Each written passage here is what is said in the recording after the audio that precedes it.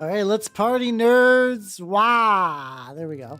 How's it going, everybody? Oh, wait, hold on. Wait. Ah, that's fine.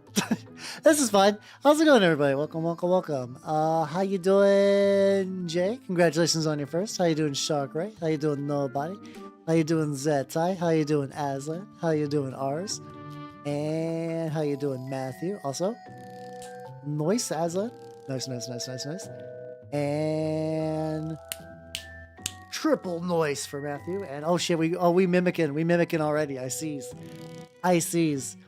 And how you doing, Baconator? How you doing, Burrito? Yeah, I saw Pink Horse died today, which is, I don't know. I feel bad that I'm like I understand that she touched a lot of people's lives, but also like it's a celebrity horse. Like I don't know. Maybe I've never really had that like celebrity attachment to things, so it's not bothering me as much as I do feel bad. I've been seeing people getting like real sad about her death, though. Let's see, let me adjust myself as well. No, that's fair. I mean, I'm not jazzed that an animal died, but I'm kind of with Aslan on that. Like 29 years old's long ass time for a horse. Got all the good food at the end of its life. I hope that when I become the equivalent of a 29-year-old horse, that I'm surrounded by people who love me, and then I get delicious treats, and then I fucking just go on into the quiet night. That's really the best case scenario for life if you think about it. I said in like horse terms, like, you know, 29 for a horse is a lot older than I hate my mic. I do that sometimes. My mic has like a bunch of little streaks. Yeah, so yeah, when I'm 80, there we go. I hope I'm eating delicious food when I'm 80, because if not, what's the fucking point? But yeah, hopefully other than horse passing, hopefully you nerds are having a good time. I've been spent yesterday was another one of those Hal plays Magic for a while and then goes home and then wakes up and then there's new day and then now I'm here. But a lot of my life is a series of just time traveling that just happens to just like happen on a consistent schedule. That's a fuckload of tiramisu. Holy shit. Yes, obviously, yes. That is my brand. Like, I know that like there's a thing for like doing like kind of like being like a younger acting VTuber. I couldn't do that. I couldn't be like, it's me. I'm a young lad. Oh, I couldn't do that. I could not do that for a sec. Some people do that, and that's like their whole career. I could not. How you doing, Yuki? Welcome. Tomboy birthday in style. Hell yeah, let's go. Every tomboy birthday should be celebrated with 5 pounds of tiramisu. That also sounds excellent. That also sounds excellent. And I'm just saying, Steve. Maybe. How you doing, Steve? Welcome. How you doing? I've been working on some lads this weekend, and I was like, both these lads are really good. The other lad is, I did that thing where I cleaned up my mini station.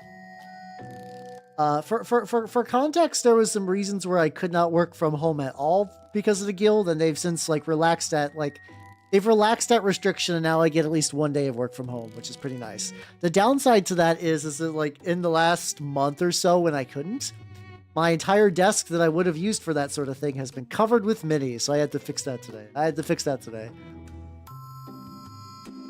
Ooh, 7 back-to-back no sauce. What do you mean no sauce? What do you mean corn dog no sauce? Corn dogs are made for ketchup. What are you talking? Like ketchup and mustard. Like, I'm not even like a big like condiment guy on my regular dogs, but I feel like corn dogs, you gotta have something. You gotta eat the stick. That's just free fiber. Listen, you want that to be healthy, so you have to eat the stick. I've never tried maple syrup dog though. I've never tried maple syrup on that. That does sound pretty excellent. I'm not gonna lie. Especially if you get like one of the ones that's like what is the corn dog? Well, it's a pancake.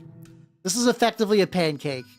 I have had those, but my brain never registers as them as corn dogs in the same way that like if I went out and got like a McGriddle, I wouldn't be like, ooh, I ate me a like a biscuit today. It wouldn't be the same thing.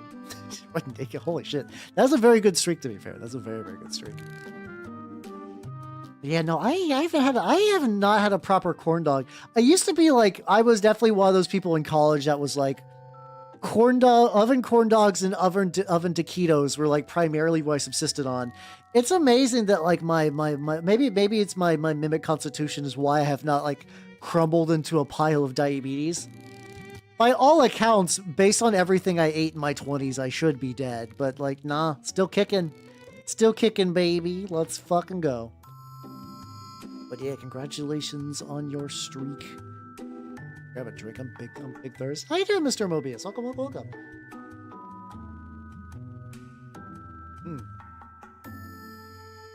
Corn dogs are made from mayo. Controversial statement, but lucky for you.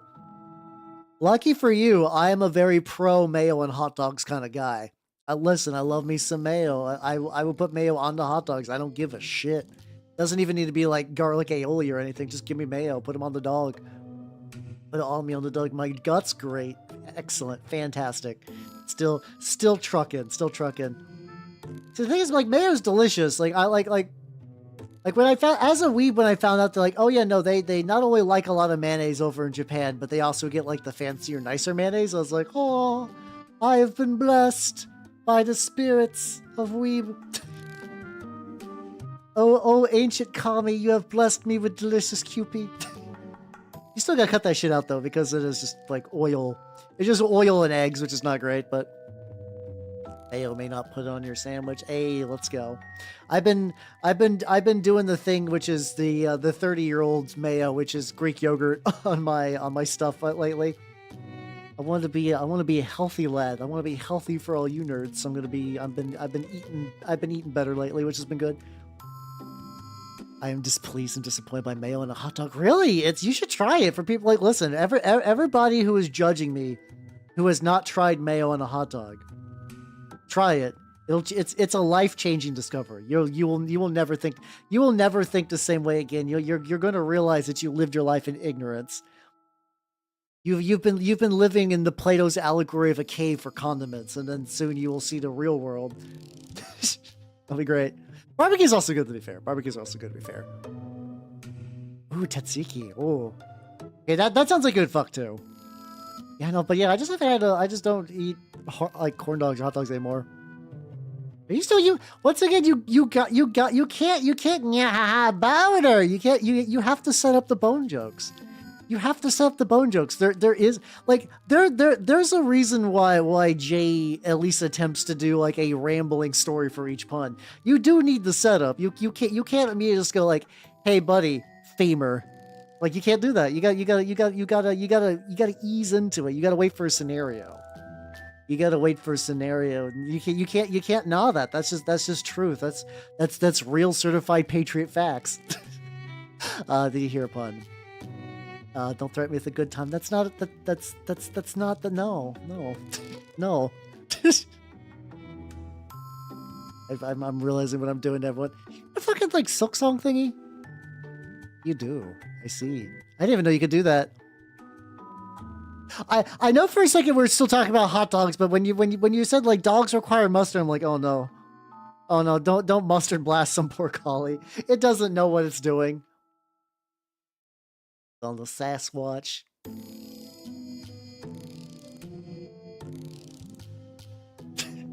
And now too, if whenever Jay does a pun, you can use this new emote.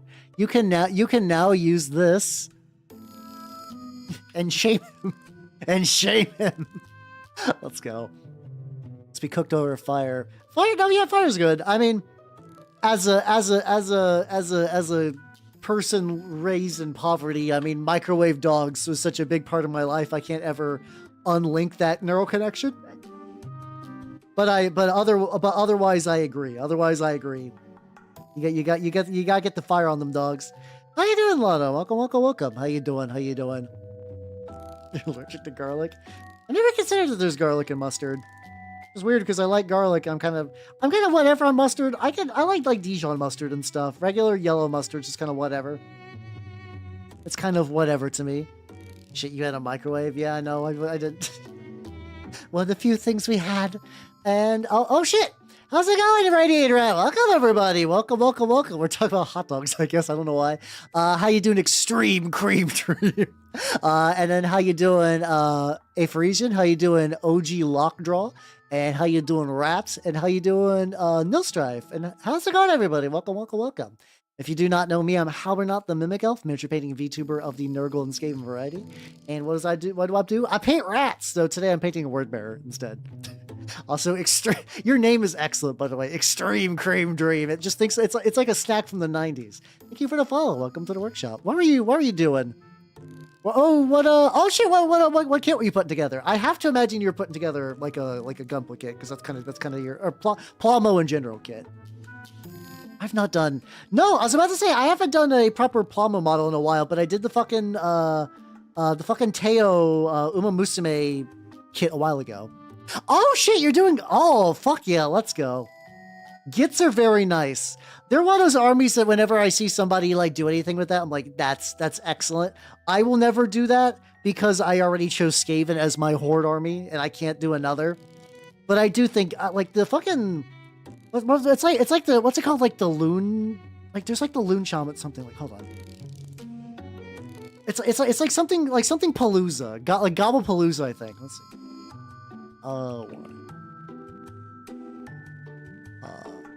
Yeah, the Gobblepalooza. If you ever just want like a collection of just like very, very fun models, that entire kit is, I mean, it's godly expensive, but it's very, very good. You do, oh fuck yeah, let's go. It's a great set. And if you would like to get your own Gobblepalooza, you should check out my wonderful sponsor, Collectible Squids. I haven't had a proper squid shout in a while, to be fair. I have not shielded him viciously. But yeah, like look at all these. I don't know. Which one would I be? Which one would I be? If I had to be one, if I had to be one of these. No, I'm just one. I am deep in my heart already. How you doing, Jedi? Welcome. I think I gotta be him. I think I gotta be this lad. I think I gotta be big brain, but just kind of like weird and lumpy. I think I gotta. He speaks to me. This would be my true goblin form. Oh yeah, I like the little faces and like the little mushroom in the mouth. It's the good stuff. It's the good stuff. Yes, I would be Spider's George. Is it Jorg or Jorg? I forget which one for that bit. I just noticed an Asian woman. No, hey, listen, that's not just some Asian woman. That's Marie Kondo. She's just kind of ingrained forever in my brain when I think about like cleaning and organizing things, which is very funny because for context, she kind of had like her own Netflix show. She did like a very like tidy up thing. I don't know if I'd say I'm like a fan of hers, despite the fact that I own 2 of her books, which is, you know, weird. And her like mindset's like kind of like the antithesis of mine. She's really big on the like, if you don't use something in like a year, maybe just like get rid of it. Meanwhile, I hoard like a beast. I think I just find her just like total like opposite like demeanor, very, very intriguing. She was actually kind of whatever on the show, but the manga, so I have her manga, but I also have her actual book. Her actual book is really funny. I really like her actual book because she's less of a like magical fairy woman, and then in the book she's just like this clinging goblin that just made her family upset until she's like, oh yeah, I can get a career out of this. She does, and the manga actually justifies me by like very like not subtly saying like it's Marie Kondo. She's like the clinging fairy. The premise of that book is that like there's a woman who works for like a soda she's like she works for like some sort of she works for like some sort of like soft drink, some sort of like drink or food company as like an office woman, and she can just never clean her house, and she wants to like re-get her stuff together and rediscover all the things she used to do. And also there's a younger lad next door. Like she's like kind of like late, like I don't think she's full hag in the manga, but like the guy next door is like early 20s. How you doing, Nick Dex? Oh, that's 100%. She's kind of like, well, this doesn't really survive the contact with kids. Which makes sense because like it kind of goes back to, so there's like a thing in her brother, like her brother. Oh, that's how you doing, Austin. Thank you for that.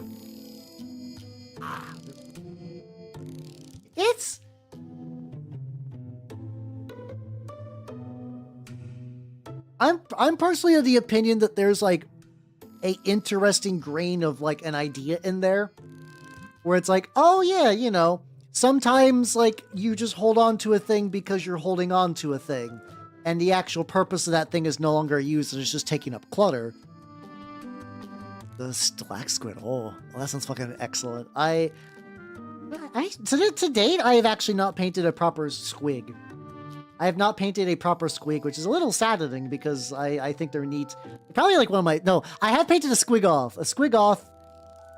I'm torn. A squigoth is, you know, a squig. It's got squig in the name, but it doesn't feel like a squig, if that makes any sense. There's other squigs with more like goofy squig energy, and that's just like, what are you? I'm a big orc dino that you can ride on the back, which is still rad. Don't get me wrong. That's still really, really rad. But it's a very different energy behind it. Oh yeah, Moloch's like because there's also like the trolls and stuff. Those are also very good. But yeah, right now I am painting a Horus Heresy model. This is a word bearer. It's going to be my master of signals. Instead of having like a goofy little screen that he's looking at, I'm giving him this like big fucking like warp conduit that he's just relaying warp knowledge to all of his dudes.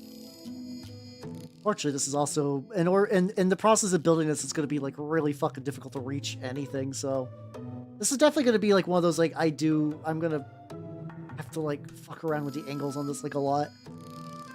Yeah, it's got very little squig energy. Yeah. So yeah, like that's fair. But yeah, like doing what Cream Dream. It's like X. Like if you get too into it, because like so, the thing that I really enjoyed about her is that like there was a thing in in her book, like specifically the book she wrote. And she mentioned that, like, well, I got into this cleaning fixture and I saw my brother had a fucking jacket that he just did not wear for like 2 years. And she's like, oh, he doesn't love the jacket anymore. I'll throw the jacket away to clear up some space. And like, you know, and that way he'll have room for like other stuff. And she threw it away without telling him. And then he's like, yo, what the fuck? You can't just throw away my jacket. And I have to imagine if somebody does get into like whatever her thing is in like a bad way, you do get shit like that. Break mind control. Huh. I actually don't think I've ever used a flashbang grenade in XCOM 2. I play that very wildly though. How you doing, Minidal? How you doing? Oh yeah, I'm very much like that. See, it's very funny because like as a mini painter, you almost get rewarded for the opposite. Where like having a big pile of stuff, like I know the pile of shame is like, you know, the pile of shame, but there are times where I'm like, oh, I haven't worked on this model in like 2 years, but like now's the time, or like, oh, I needed a model that would be like a good body for these parts, or oh, I needed these parts, which is kind of incompatible with like, oh, I'm not using this, throw this away. Like it's one of those things that like I know you can kind of pick and choose because like, you know, like no one's gonna like bust down your door if you follow her stuff but don't follow it 100%. But it is also just kind of like a weird kind of incompatible thing where like I'll give everything away when it no longer has its purpose, but also I need to keep this pile of plastic for reasons. Plastic reasons. I shielded my roommate through it when it went on a trip. Oh, once again, I was like, where's the pun in that? It was like, no, that's like a real story. That's a bummer though. All this, like, I do think about things I've just like had thrown away against my will. I don't mind the game. Yeah, emotional support. I do have some like emotional support sprues that I've just kicking around. Oh, what's some ones I've had? And really, I think anything. The Horus Heresy bodies are nice because everything basically uses the same chassis. Oh God, I was very lucky that I've only had one younger sister, and she, my adopted younger sister, she never really liked any of my hobbies until she got older. So she never did the thing of like, I'm gonna break your console. Oh no, why is the console broken? Like that kind of. She did that with her family PC though. She did do that with her family PC. Very much the. This is during the era of like downloading MySpace toolbars from MySpace. But no, my video games that I bought from the store had the virus, not fucking downloading like Vampire Buddy 37 toolbar exe virus.jpg. Like she did all that shit. I will hold that grudge forever. How you doing, Meister Miller? How you doing? Through your rug. Oh, that's oh yeah, because those are like limited time, like, right? Yeah, that's real fucking unfortunate. But the thing is, we didn't even get Bonzi Buddy. If we had Bonzi Buddy, that would have been something. But no, it was just like the same 3 toolbars over. Yeah. Also, yeah, that's true. The Squigoth does have 4 legs. You want a 2-legged one for more fun. Like, it is kind of weird thinking about how, like, this is gonna sound like, also, how you doing, Moss? Welcome. How good we had it with MySpace. this is gonna sound dumb because you're like, how, what the fuck are you talking about? And my counterpoint is like, I didn't even particularly care for MySpace when it was new, but the fact that you had full HTML editing of your own like microsite was really cool. Like now what do we got? You can't do that on Facebook. You can't really do that on Twitter. You are super locked down for like all of those. Yeah. Well, no, it wasn't even like a vampire boyfriend thing. There was just like a game called Vampire on like early like MySpace and Facebook, where it was basically like, it actually acted a lot like a proto gacha where you just had limited uses for day, and I think you could spend money to get like cool special vampire perks and stuff like that. Yeah, oh god, no, old people with stuff like that. There's an extended family member who was like, how I got my phone has been getting slower and slower, and then I checked her web browser, and she had like 90 tabs, and I found out she just didn't know you could close tabs. She would just keep making new tabs and never close them, and just basically her phone would open them up every time. It's like amazing. Like that thing was basically warm like a fucking basically like a baked potato at all times, and it wasn't like a bad phone. I forget. It was like, I think it was like an iPhone or something. It was like a decent phone for the price. It wasn't like 8-year-old like fucking like BlackBerry or whatever. It was like actually like a legitimate phone. I think I'm gonna let the bud dry a little bit. Got most of the red. Definitely gonna need to like go in and touch up a little bit more. I guess I can get like a little stuff. Yeah, you could. Oh yeah, Tumblr's still done. Every now and then I forget that Tumblr's still real. If that makes any sense. See, I only found out about Bonzi Buddy like after it was like kind of already known as a scam, where there would be like fucking like the takedown of Bonzi Buddy, and I'm like, oh shit, I just totally missed that. But yeah, having access to like full customization is nice. I don't know. Every now and then I do hear from people who went back to Tumblr to like, yo, Tumblr fucking rocks now because all the people who were annoying went to Twitter, and now it's just gone to being like a microblogging platform for weirdos again, which that sounds nice. Conceptually, that sounds very, very nice. A little bit on the fabric. Might be too. No, this is fine, I think.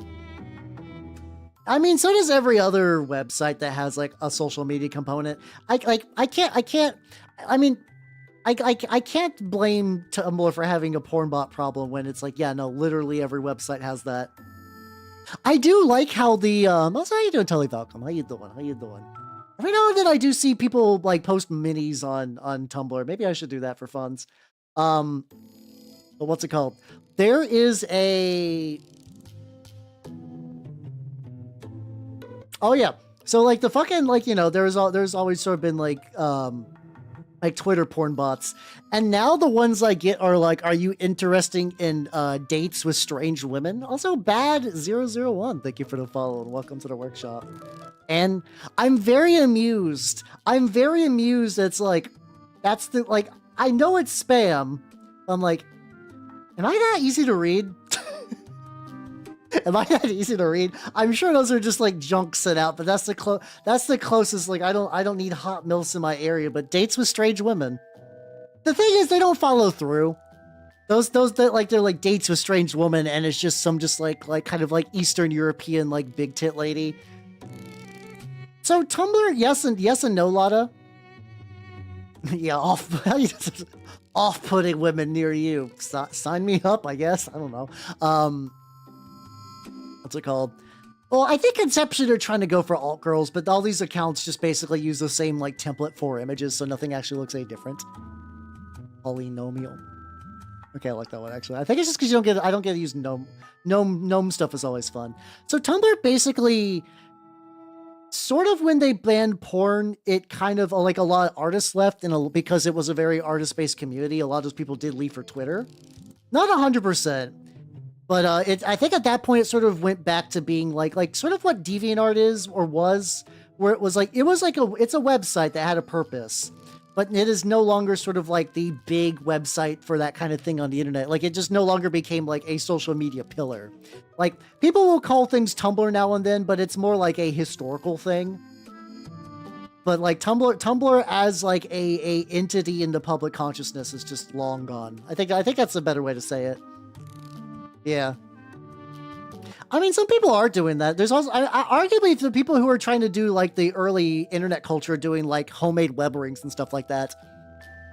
It was a combination of that, and because like porn bots are, porn is basically like kryptonite for ads and for sponsors. So like, you see all this with like the fucking like PayPal stuff, or like with credit card processors. I had an extra couple of letters on there. Credit card processors. Oh my, credit card processors. There we go.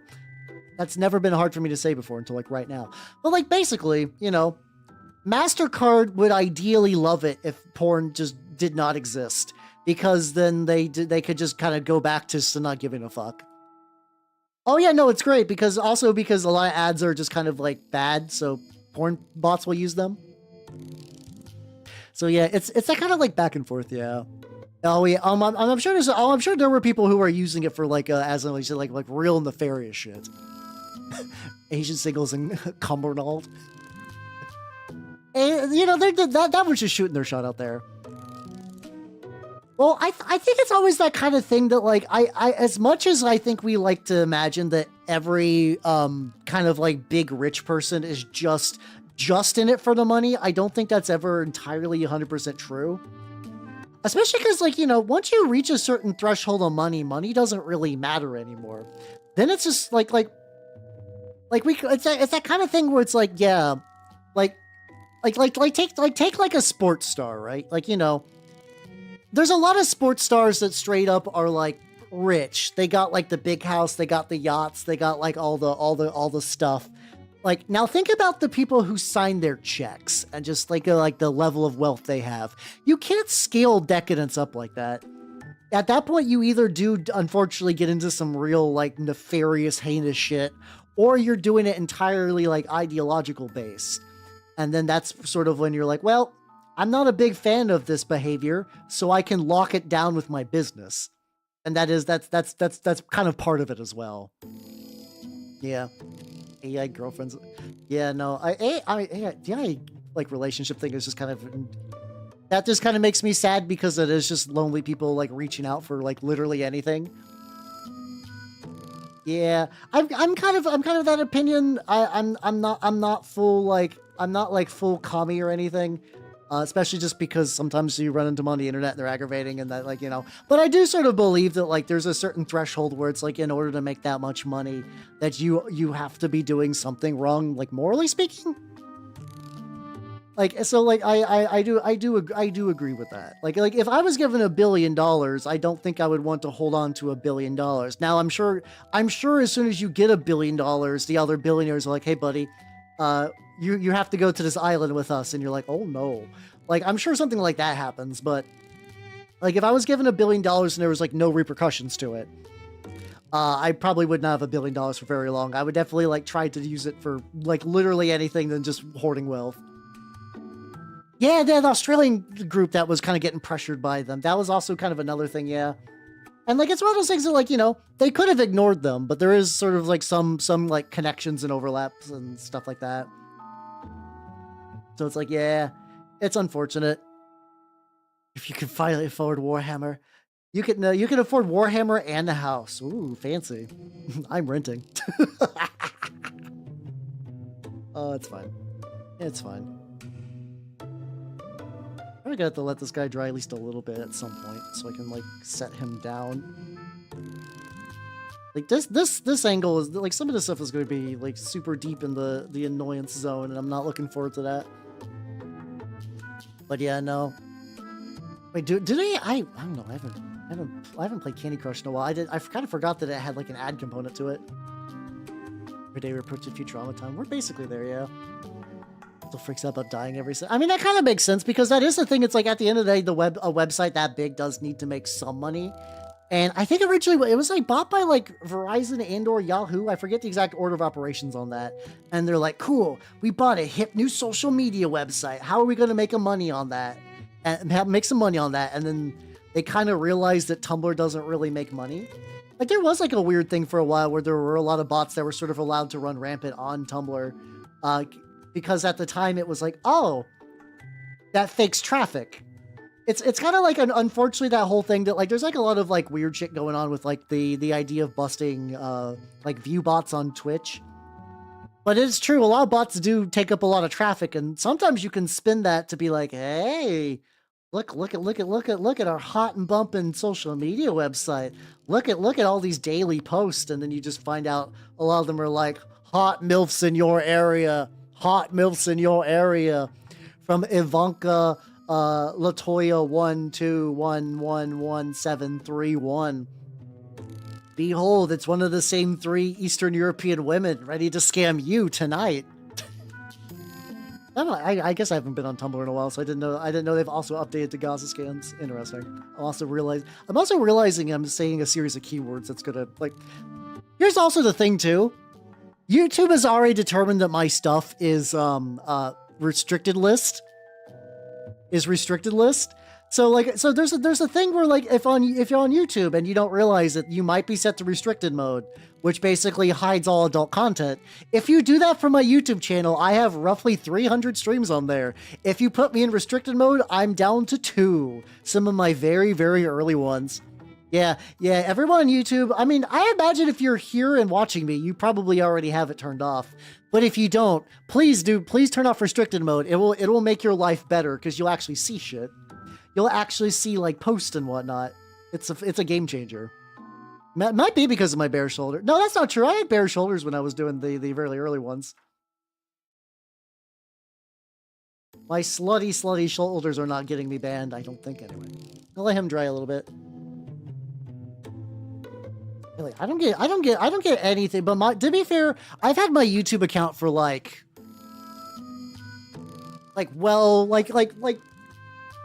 long time. Like it to the point where like whenever I have to like not use my account for like I'm logging into a new device, I'm like, what the fuck is this site? What is YouTube with that fucking without like the setup? I don't know. It's very strange. Like sometimes like there's always like the talk about like Mr. Beast and stuff, but like I don't see him. I occasionally see videos talking about Mr. Beast, but I don't see Mr. Beast until I have to like sign out of my account for a reason. I'm like, oh, it's just fucking garbage out there. It's just garbage out there. Mind you, I'm clearly quality content, but like you know what I mean. You know what I mean. So I'm gonna be doing a little bit of basing. So this is really cool. I've been using spackling to like get my bases together. That's actually been doing like a real great job. Been enjoying the fuck out of it. But yeah, I don't know what's up with the restricted mode things. It's very strange. It's very, very strange. Like it was bad enough that like the Red Letter Media guys were like, hey, we usually don't talk about like YouTube stuff because like we don't care that much, but they're like, yeah, it's like, you know, affecting whether people can actually see our shit. So like if you want to see our shit, make sure to turn off that mode. I'm like, oh damn. If you're doing it to the point where like they have to be like, hey, something's fucking up, that's a bad sign. There's like a little hole in there that I thought would be a good idea. I could just use that. So use the white, and that's not a good idea. Yeah, actually, it's not too bad. But yeah, this is a combination of cork, spackle, one singular plastic skull. I think everyone really has. I know there's like another one that I saw somewhere. Oh, it was the fucking like Second Wind, like the Yahtzee's new channel. I think I forget if I had that, if I've actually seen a lot of his stuff yet. I'm kind of impressed by the dude's tenacity of basically sort of doing the same style of content for like a billion years. And like living off of it. Like good for him, you know? Good for him. I get that skull looking good, and then I just gotta get me like a nice light brown color for this. We'll do buff. What's like a good light brown? Maybe I could do Griffin Claw. Let me do Griffin Claw. Oh, that's unfortunate. Yeah, gotta get you some cork. I just ordered some off of... I basically have been using, like, the same... I got, like,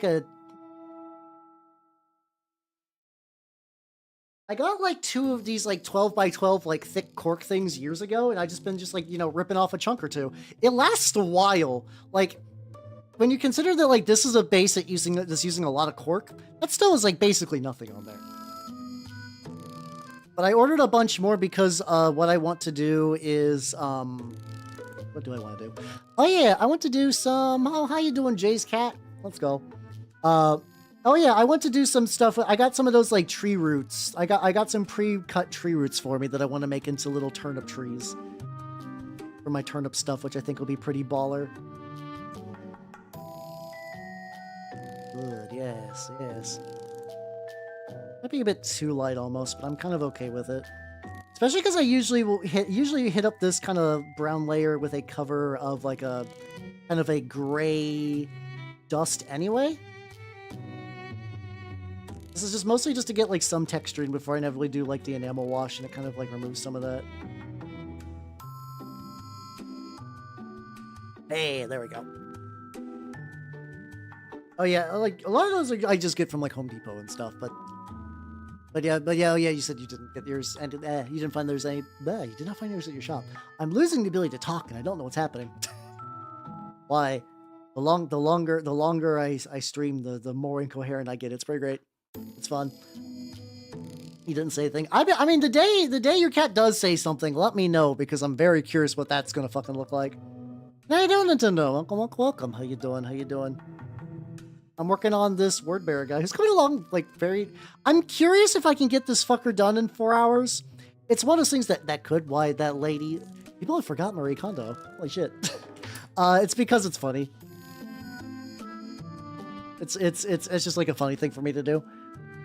Okay, that's the nice thing about 3D printed guns is the barrels come pre-drilled. I am very big on drilling my barrels. I'm very big on drilling my barrels. There we go. It's funny at my friend's house, whenever I go play Magic, he has one cat that will always sit on my lap when I'm playing the game. And usually it's pretty fun, though every now and then she's just like, oh, cool, shiny card, tries to grab it. Like, not in the way that I would ever be, like, really, like, afraid that, like, my cards would get fucked up, and more just like, hey, stop it. Stop it. Oi, cat, oi. Mine. That's my Caesar. I've been running Caesar because I was running Zergo, but everybody else in my group also wanted to. I'll do like the laziest deck swap ever, and I just put Caesar in his place. And it turns out Caesar's better. Caesar just kind of plays better than the newer Zergos do. It's pretty great, pretty excellent. But I'm always like that person that, like, if somebody else wants to do a thing in the game, I'm like, I'll do like another thing. It's not a big deal. I'm very easy to I'm very easy to pivot for stuff. But woo, yeah, let's go. Destroy problematic. No, that can't be true, because my friend played an Illuge deck, and God, that deck is brutal. It's like I am unseasonably salty about that deck, and it's not his fault or anything. It's just it's a card that makes the first blue instant or sorcery you cast costs 1 less, where 1 is for each flood counter you got. And once you get at least like 3 flood counters, you can just start dropping like free counter spells and like 2 mana, like draw like 5 cards, and it gets really hard to stop. Especially when he steals all your creatures. I can't say anything though, because I was also running a deck that has a lot of creature stealing. Like I said, it's like I'm not like actually upset, but I'm just like, oh man, my brain is recoiling from that game. Still had a fun night yesterday though. Still had a really fun night. And I'm gonna make my word bearers a bit more gray in the pads and stuff, because, like, you know, fucking, there's so many red. There's the thing that's even worse is that every now and then there's a couple people, like, I'm sure there's a lore reason for it, but I see like Sons of Horus models with like red pauldrons and stuff. Like, I've been seeing a lot of Sons of Horus Terminator, like the Saturnine Terminators and Dreadnoughts with red pauldrons. And like everything else looks kind of like that, sort of like kind of like a dark gray black to it. I'm like, fucker, I can't see anything. I mean, not fucking. I can't tell the difference. Visually, it's very similar to word bearers. Stop it. That's our shtick. Those are our colors. Discover why I don't play Magic. That's also fair. Once again, I'm forever on the like. I like playing games with my friends, and every now and then Magic is cool. But if I could get them to play war games, I would get them to drop that shit the second. Or Massacre Worms. Oh, you kind of got to though. Krenko's like one of those like. It kind of sucks that there's so many of them nowadays, but it's just like, yeah, if this lives, you die. So it's like, what are your options? Well, you basically murder everything into the ground until your opponent can no longer cast their commander or any creatures. Or they tap Krenko sideways, make like 30 goblins, and you die to impact tremors before combat even happens. Like, well, what are you gonna do then? The answer is it's a dog-eat-dog world out there.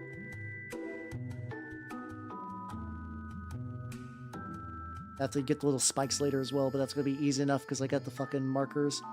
I've been seeing apparently the army painter ones are out, and I don't know if I'm gonna bother trying them or not because I don't think I need any of the colors they're currently selling. But they seem nice. Hey, Muldrotha, nice. There used to be an active Muldrotha player in my group, but like he got a girlfriend and then stopped showing up. It kind of happens every now and then in that group where it's like someone will get into the last guy with a girlfriend though brought her instead, but he just had like a job change. Yeah, you got to. Like the thing is, it sucks because you're like, oh, I crushed their night. But then the other option is I play Krenko on turn 2 because I got an early Soul Ring, and you're about to get your ass drowned in goblins, and it's like, well, that's also not fun. It's just alternating who has fun tonight. Sip. Out for the homie.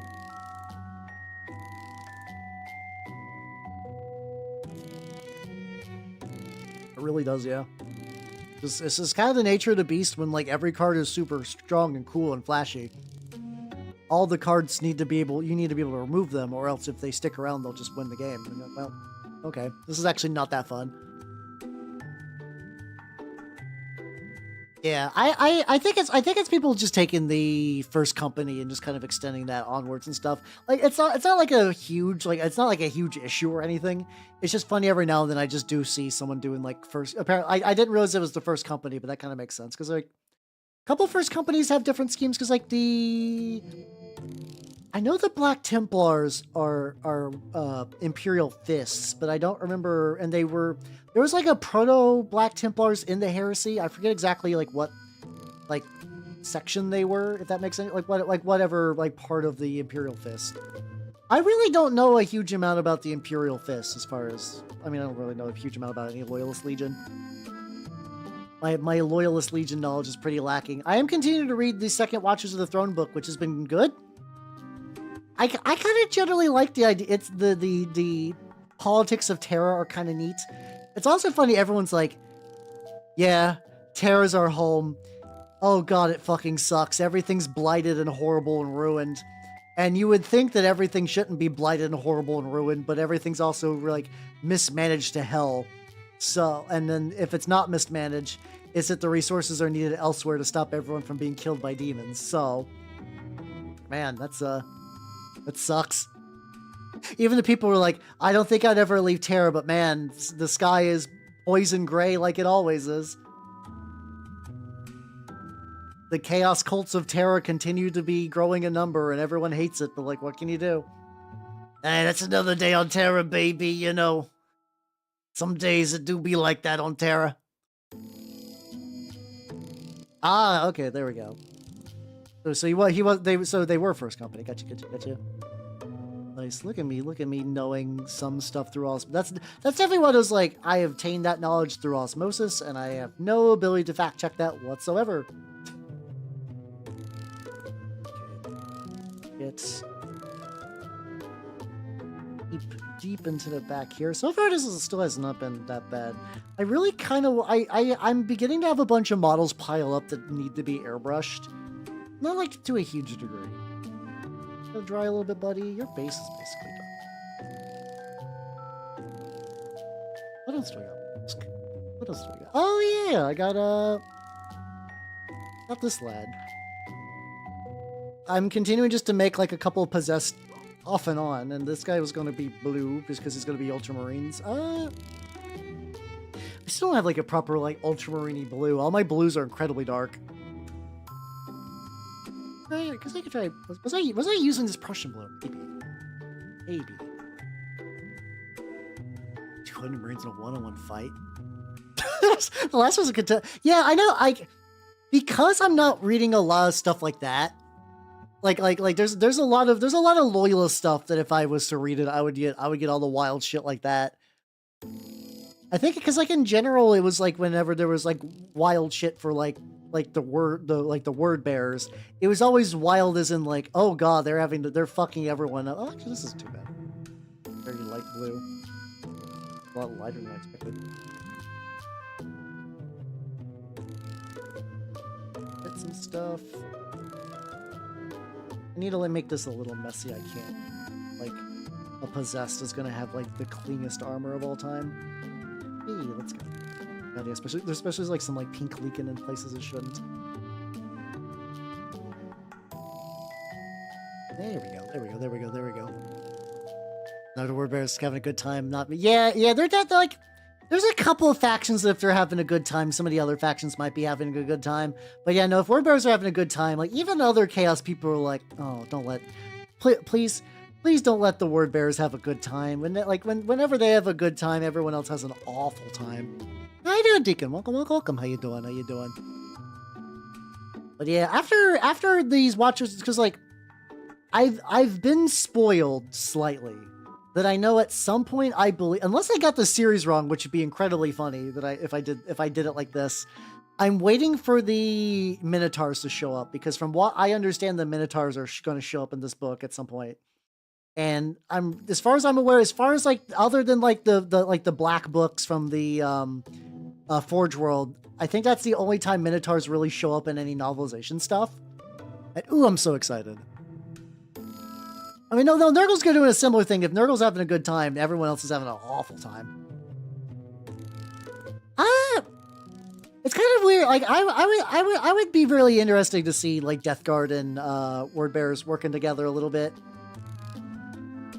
Usually whenever... The funny thing is, like, whenever I see Word Bearers interacting with the Chaos Gods thing, it usually is still Khorne. I think I mentioned that, like, Khorne seems to be, like, more common than you would think, which is funny because I don't associate with Word Bearers as, like, Unga Bunga, but usually I guess, like, I do think if that's maybe a thing where it's like, you know, Khorne is very much like, sort of like the platonic visual idea of what a demon looks like. Yeah, you got like the fucking like big bat wings and you got sort of like the fire and the brimstone. I wonder if part of it's like that, where it's like, yeah, no, they're doing a lot of deals and bargains and stuff with Khorne stuff. Because that's like the most like outwardly demon-y looking thing. It's like that would make sense. That would actually make some sense. Actually going surprisingly all right. I don't want to stick too much time focusing on the blue. I don't want to divert all my time painting a fucking Ultramarine instead of a word bearer, even if it's a possessed one. The weight of my ride will frozen groceries melt. Oh shit. Hopefully they don't melt too bad. Luckily, it's beginning to be a bit colder now, so it's like you not as fucked as they could be, unless you're doing like getting like a heat wave or some shit. I mean, they are made for fighting for sure. It's actually kind of cool in the. I will say it was really cool in the what's it called, the Requiem book. You do get to see a lot of like Space Marines with like a bent towards the arts and stuff like that, which I thought was a very neat idea. I thought that was a really neat idea. That was just a cool book in general, though. I'm at the very weird point where there's actually I've read enough 40k books, or just Warhammer, you know, I guess I say 40k including heresy stuff, you know, where part of me is like I kind of just want to go back and reread a couple books, and like Requiem Infernal is definitely one of the ones I kind of want to give another read, especially since I know the ending now. I'm curious if that would like change the my feelings on a lot of the earlier chapters and stuff like that. But yeah, as far as I can tell, the only book that I've read in like modern 40k where there was like quote unquote like Death Guard team up was the Fabius Bile books. And that was mostly just because they had a fucking they had a kind of like one of the plague surgeon guys in Terminator armor who just kind of hung out. Which is really strange because like you would assume that everybody else would like not want them to be hanging out. So they also don't turn into soup, but I guess I kind of gone with the idea. It's like, he can control his soupification. They're generally buds. They're generally buds. Oh, Tyranids are having a time. I was about to say, like, I don't know. The thing is, like, I think they've mentioned a couple times that the hive mind has enough, like, feelings and thoughts that, like, it probably does have some equivalent to just having a ball. Having a ball. Devastation of ball. That was not even an incident. That was an accidental pun. Still getting a lot better. Anyway. Actually, this is awesome. If I wanted to put you here, if I wanted just to go nuts real early, what would I need? No, I'll keep fucking with that later. Hey, there we go. I got pun points. Yippee! Oh, that's really cool.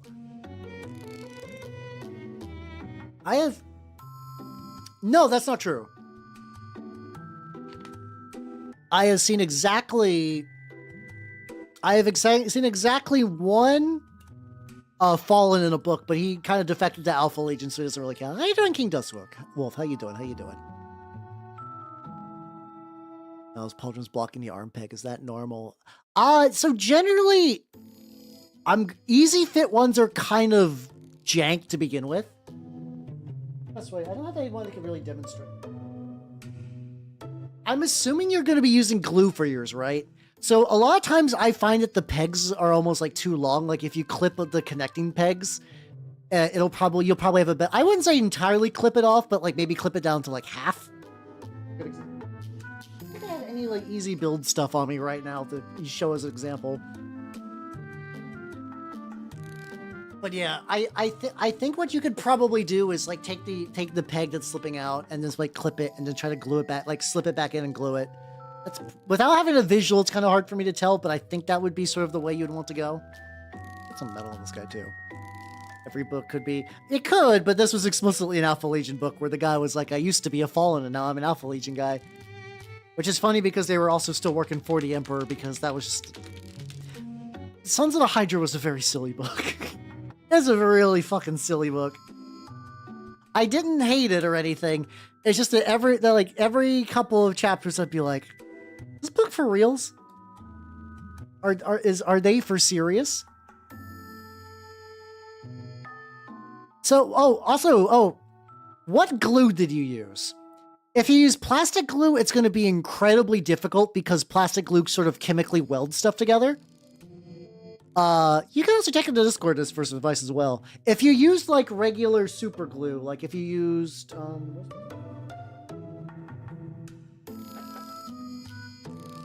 I find my gel super glue. Oh, there we go. Yeah, you can post pics there as well. That would also help. If you're using glue like this, if you're just popping them in, I would strongly recommend glue. I would strongly recommend glue. Yeah, you probably broke the peg then. That's probably what's going on. I will absolutely I will say that they do advertise those as not needing glue. I also want to say that Games Workshop is full of shit for those, for reasons that you're finding out now. Not your fault. That is a G-dubs issue for sure. But yeah, I would definitely recommend gluing them if you can. Because yeah, you're probably like they're probably the pegs broken, you will need to glue them in. It'll be worth though. It'll be worth it. Makes them a lot more durable and like they'll hold better and stuff like that. So yeah, it's strong recommendation for me to do that. Get this fucking staff going, some other bullshit. But yeah. Yeah, oh yeah, no problem. Yeah, like I kind of agree with the diagnosis so far that it's probably just a broken peg, and then I would definitely recommend probably worst case 2. I mean, could just like pry the whole thing off. But yeah, I would probably it's probably not going to be that drastic. Oh yeah, let's go, Minito.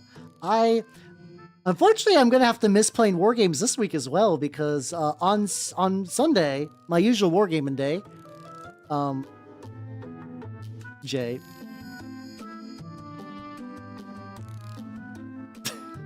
I'm going to be on. I've been on their channel a couple of times. I'm going to be with the D20 Live crew. They're doing a charity Pathfinder 2e game. So I don't know the exact time slot on that. So if you saw the schedule and just saw that there was like no time other than it's just going to be, I believe it's going to be like kind of like earlier in the afternoon, like maybe closer to like 1 or 2. I'll keep you all posted though. I'll keep you all posted on that. It could also be in proper order of assembly as well. That's true.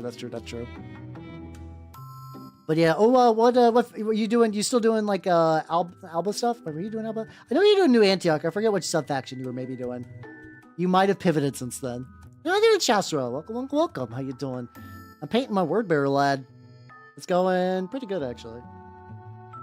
Still, like, very early in this bullshit, but it's going pretty legit. Ah, yes, just jump on a plane, that thing. Like I said, I think at some point I would like to cross the Great Ocean, for my pilgrimage, but I don't know when that's gonna happen.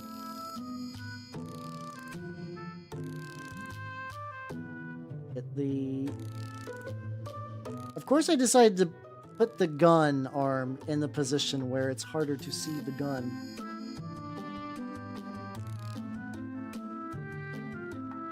Still not too bad though. I think overall, despite the fact that I made this in a very like assembly hostile way, it's still not that bad at the end of the day. Go. There we go. Worked with the dude who got with the goth girl. All right, I'll keep that in mind, I guess. I really like don't see goth women outside the internet though. Like I understand they exist, and I do know that there are kind of like goth bars in my area, which I've not gone to, because I would just kind of just show up and be like, hey, how's it going? Yep. Wow, the Smiths, huh? Cool. All right. Yeah, I paint Warhammer minis. Yeah. I'm gonna go home now. Bye. I feel like that would just generally be the experience of me going to one of those. Or like a Rocky Horror movie night, which I don't know. I watched Rocky Horror and it was fine. I did not watch it, despite being a theater kid a little bit. I was like theater kid adjacent, where I was always on like the tech team doing like the lights and stuff, but I was never really like one of the actor theater kids. I tried a couple of times for like competitive like speeches and stuff, and I just never really stuck.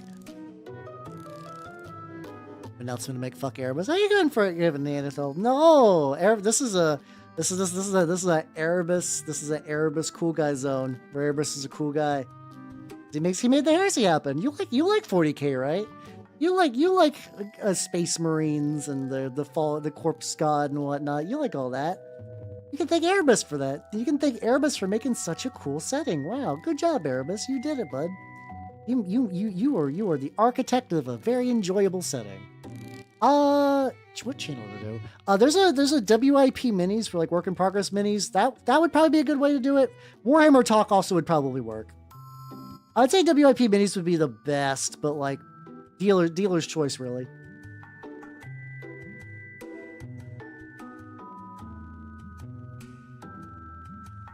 I'm also gonna get like little spikes on the pauldron, but I'm just gonna do those with a marker because fuck, why not?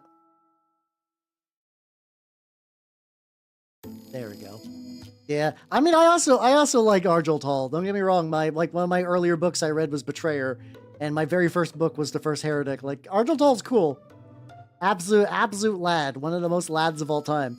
But, I can't be mad at Erebus. Are you mad at your cat for bringing home like a dead bird? No, it's just what he do.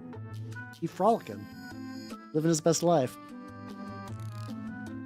Hey, I mean, to be fair, the machine armor suits are really baller. They're really baller. They're really good.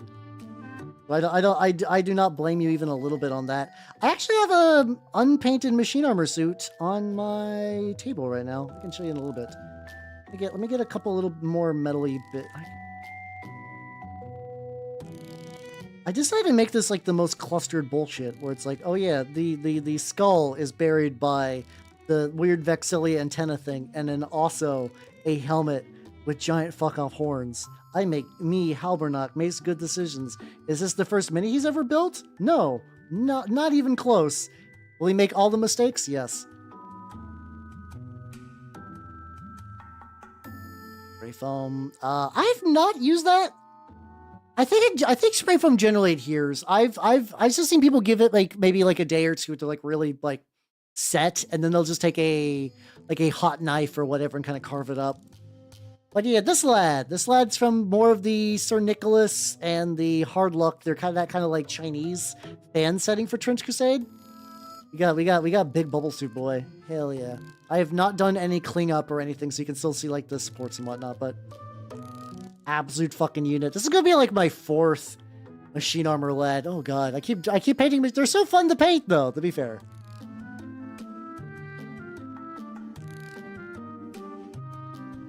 Yeah, to be fair, airbrush just kind of shows up in books sometimes. Where you're just like, ah, yeah, yeah. Oh, God. What are you doing here, bud? What's he doing? What's he doing in this book? Yeah, oh, did they actually, like, I recall seeing a Samurai New Antioch set as well. But it was like a very early preview where like, oh yeah, this is the thing we're going to do. We have like one model you can get for free. And I think I got that. And then I just didn't, it just didn't come out. Maybe that came out. Maybe that finally came out. Well, submitting question. Click. Sec. Usually I don't check Discord stuff, but like you are new to the game, so I'm gonna see if I can quickly tell what's going on with that.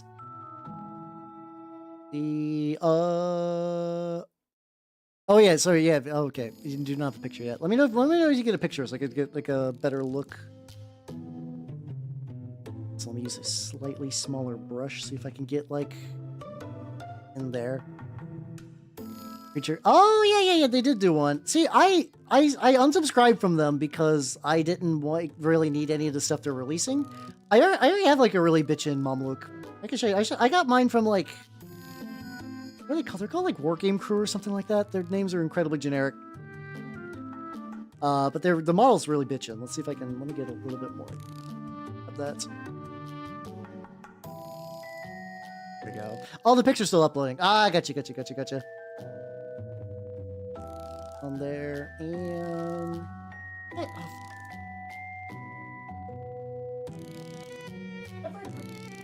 I put that print run inside a little tray.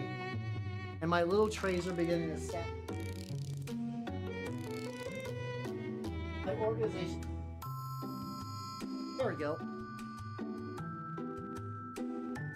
There we go. So we got this big boy, and then he's got a large lad sword and pointing arm. There we go. I need to like fully assemble him, but it's like it's gonna be like pointing arm. Forgot I printed a power fist, which that'd be kind of fun, but nah. There we go. Like a sword, arm like this. Yeah, so, and then I think that goes like behind his head. Kind of like a, yeah, I'm big. Yeah, there we go. He looks pretty legit. I still need to print. I still need to like get them assembled because I want to do New Antioch with the variant Papal States. There we go. I still want to do Papal States, which is not super much what I want, but not the worst. Overall, like relatively little spillage and whatnot. It's not been too bad. There's the picture uploaded. Let's see. There we go. Okay, seems like Aslan knows a bit more what's going on. I've assembled my Infernus Marines a while ago, but hopefully that'll help. Let's go. J.K. Remo has some good Padbill guys. The thing is, like, what I did, so, like, these guys have still, like, not been finished yet, like, these lads. As I built them out of various parts before, like, people were making Papal States models, and now people are making Papal States models. It's like, well, okay. God damn it. Going on there. Then... I'm going to make the face grill also metal. I might need to get, like, I think I need to get up in there real quick, though. It's really funny. So this mask specifically is from a Metal Chaos Chosen head, like, upgrade. I got so many different materials on this model. It feels great. It feels excellent. Got there. Got there. Get a little bit on. I still almost feel like I want to glue them to a base. I don't know why.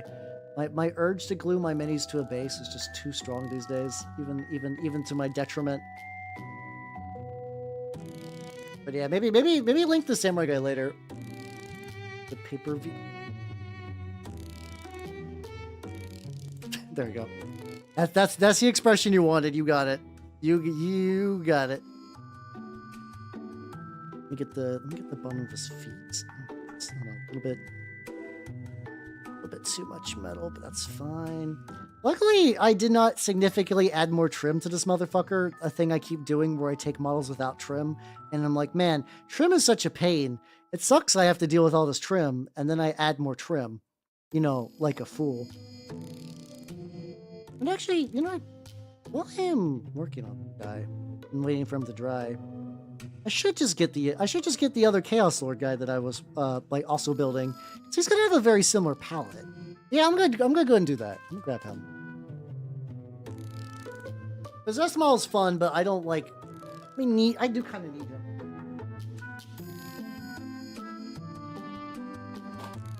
Kind of help me. I don't have to get like doubled up paints and whatnot. So this lad, this is going to be a. How you doing, Heather? Welcome, welcome, welcome. How you doing? How you doing?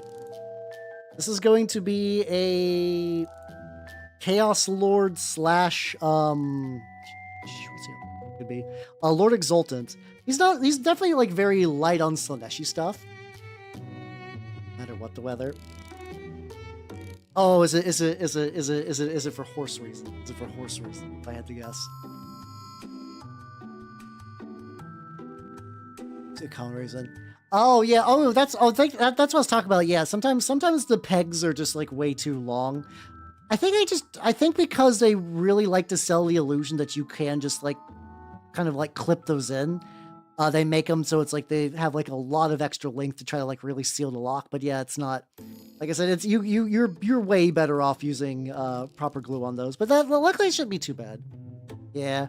I mean, Haru was like, 29 years old horse, lived a good life, beloved by many, delicious snacks, and then as far as I could tell, gone peacefully. So like, not too bad for that. Put me out a little bit. Yeah, oh god. I mean, on one hand, wet blending does look really good, and when that's all done, that's going to look really good. On the other hand, you basically took an army that's already rough and time-consuming, and you're like, not enough for me. I would actually like if my Thousand Suns took, like, significantly more time. I wish you the best of luck on your very strange choices. There we go. Hey, there we go. Ooh. Oh, that's not bad. 36 for all that is a really solid deal. Oh, you get dogs, too? Ooh.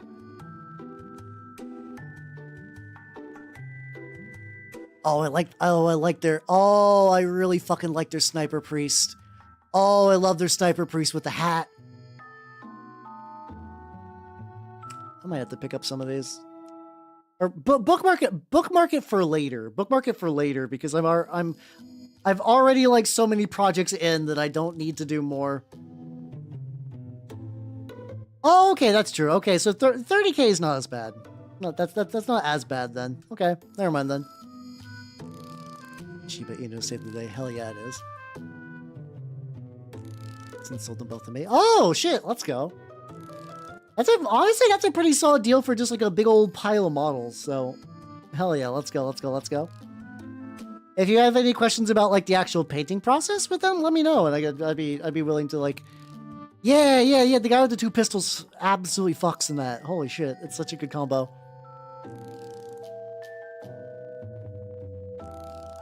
Oh, during the sale, yeah. I got like a pretty good selection of stuff on the sale, so it's not like I'm hurting for it. God, also, this is driving me more nuts about the fucking AI stuff. So, there's another AI account called like, I don't know, like Build the World or something like that. And I was like, these guys are like very similar to the other account that that I've already begun like reporting to my mini factory. They're like very, very similar style. And then I was just like, on their forums, I'm like, this guy's probably like an alt account or like a backup account or something like that. And then earlier today, because I keep checking the original person, I'm like hoping that gets taken down. And they're like, we've partnered with another creator who, by pure coincidence, is using a lot of the same tools we do, but they're interpreting them in very different ways. And they link back to the other account. They're advertising the same account. If it's not the same guy, it's a fucking network of guys doing that.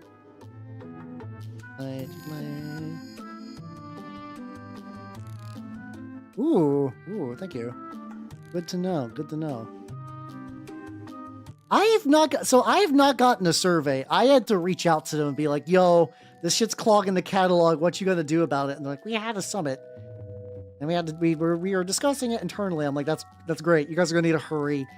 Like during the sale, especially, some of the AI accounts would just post like 50 models at a time.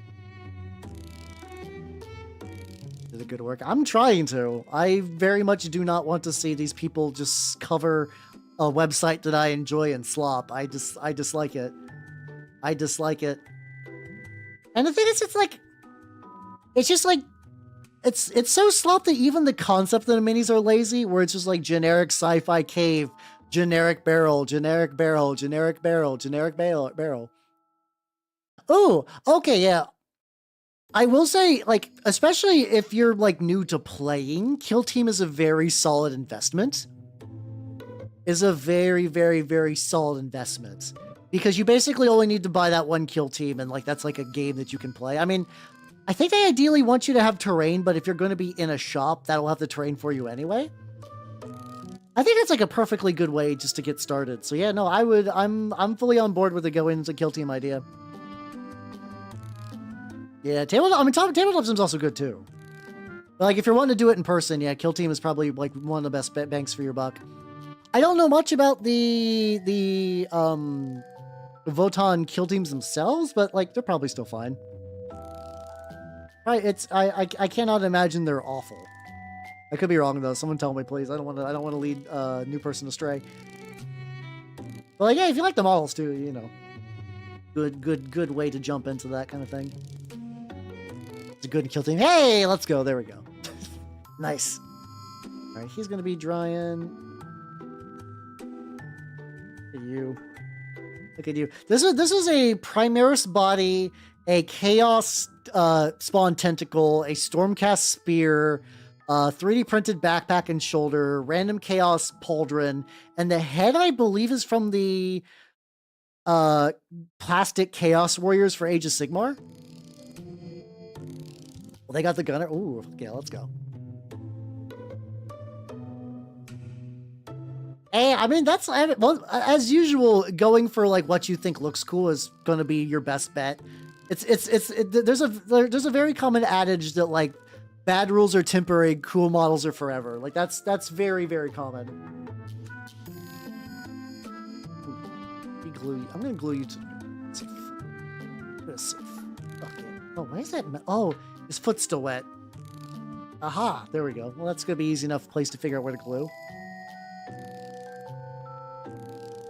Come on, bud.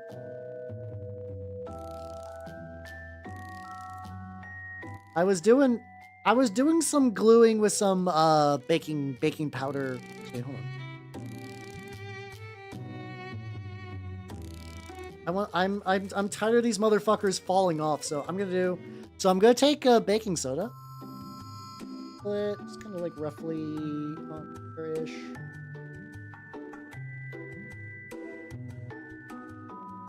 Nice. Either have awful rules or no rules at all, but they're still great models. Hell yeah! I mean, if that's gonna date you, you're still in good company. You're fine. Let me get a little bit more glue on there.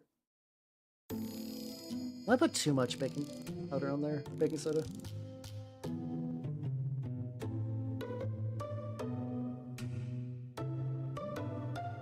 There we go. There we go. Oh, I would love to get some Inquisitor, like, full-scale models. I would love to get some of those. Every now and then I'll find... I have the book, and every now and then I'll find, like, the arms of the fucking servitor. What's it called? The Archoflagellant, there we go. Every now and then I'll find, like, a shop selling those arms. I'm like, that's cool. But, like, I don't need those. I can't really do much with just the arms, I'm sorry. A little bit more. I'm gonna touch this up later. So this is gonna guarantee that it's like, you don't need to do this necessarily, but like the baking soda trick is like, makes it like a really sturdy bond. You have one left. Oh, I'm jelly. Which one you got? I have like the oldest models I own are Somewhere on my desk, I have a Rogue Trader. Oh, I put them in a different room. I have some like Rogue Trader era like plastic marines.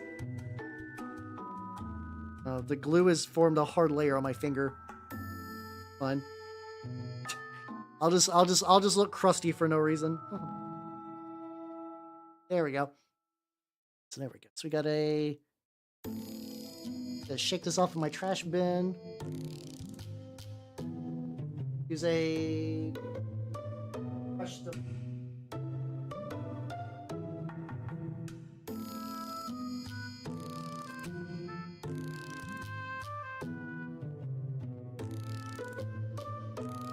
Wait, I know what it can do. Hold on.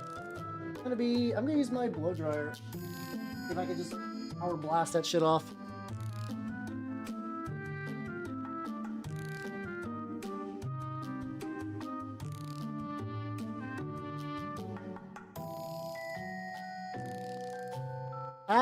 Not really. That's fine.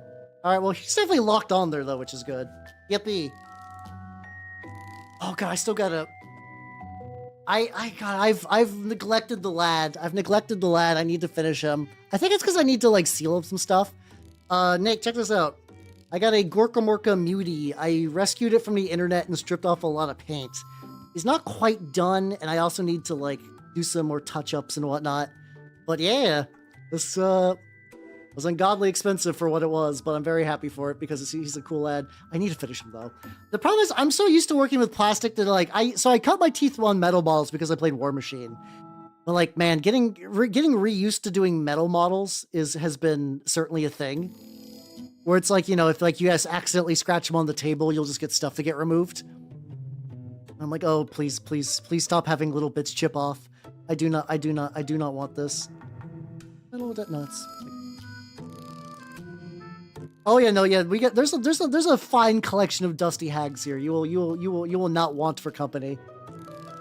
I'm not that old in the grand scheme of things, but my viewer base does generally tend to trend older, so I can see the YouTube demographics are probably not that different from the Twitch demographics. If I had to guess, they're probably pretty close.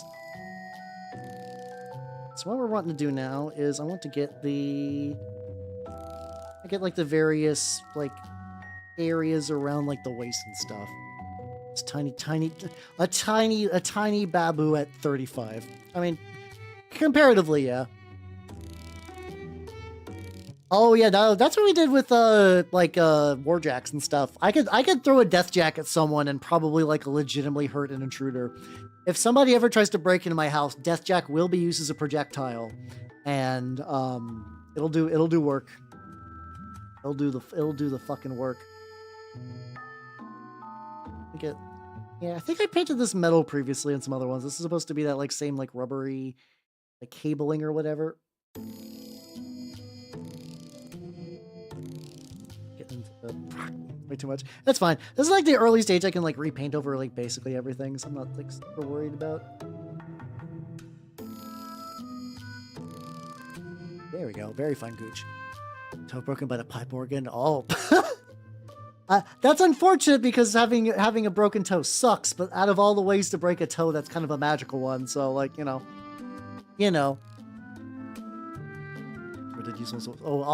Space Wolf one would have tons of like spikes. Yeah, not full chaos spikes, but like you know, if you got hit by a loyalist dread, I feel like a Space Wolf one would be pretty unfortunate.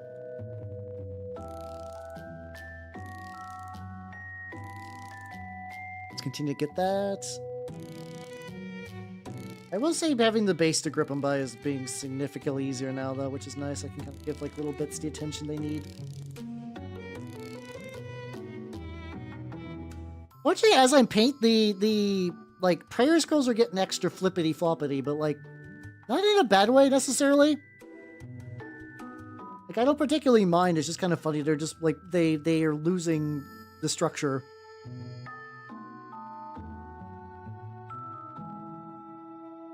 On there, just go. There we go. Oh god, I'm gonna have to like refix that later. Landed. Oh god, there we go. Metal pre-primer.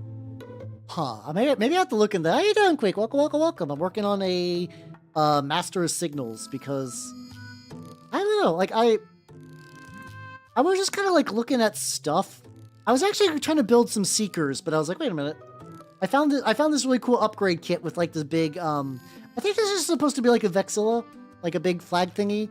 But I was like, no, if I connect that to like the backpack, it looks way more like he's doing like warp communication stuff. I was like, oh, that'd be a good Master Signals then. And just kind of went that route instead. Now every other Legion will have like a little nerd hunched over a computer, and then me channeling the warp through a big funky staffs to read battlefield positioning. I think it's a very word bearer's mindset.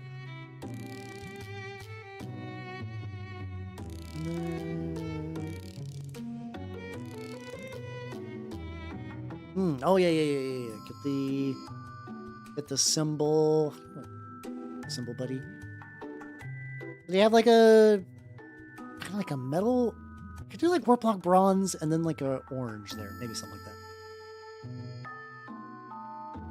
Metal purple for priming it, sort of micro etches. Oh, really? Okay. I'll need to. I don't do a lot of metal stuff anymore. How you doing, Horror Loving? Nice. I do have a bunch of my old War Machine models I wouldn't mind like properly finishing. So maybe the day I actually do those, I'll need to look into that like metal etching stuff. How you doing, Nitrous? How you doing? Welcome. I'm doing some fine lad work today. I'm working on the lad. Oh yeah, so I want to do you. There we go. Eat a burrito. Fuck yeah, let's go. Pondering an orb. Oh, you should. Just have all you gotta do. All you gotta do is take the orb and run a cable from it to the backpack, like the little like signal array, and it's perfect. It's excellent. No one will ever question your decision. Oh yeah, that's always like a fun thing about like scale modelers and like a lot of mini wargaming is just discovering other disciplines that people have been using techniques for like years. And you're like, oh yeah. Like the whole like even like when like slap chop was getting new, it's like, oh yeah, no, people have been using that style forever. Like this is not like a meme style that you guys just kind of invented. People have been doing this for ages. Like it had like a proper like fancy name that I cannot remember for the life of me. Yeah, it's just very funny how that just kind of works out. Where you're like, oh yeah, no, this thing that was big has actually just been going on. Like I need to watch more model train guys, especially those are the true graybeards of the lost knowledge. Like, especially I have to imagine that like Mordheim terrain building would be nothing without just like people. You could probably just take model train building videos for like scenery stuff and just plunder them directly for Mordheim stuff, and then no one would know any different. No one would know any better. Yeah, exactly, Matthew. Exactly that one, yeah. Or tank guys, too. Yeah. Yes, my master of signals is reaching deep into the warp to let you know that you must thin your paint. How you doing, Fancy Count? Welcome. A sip.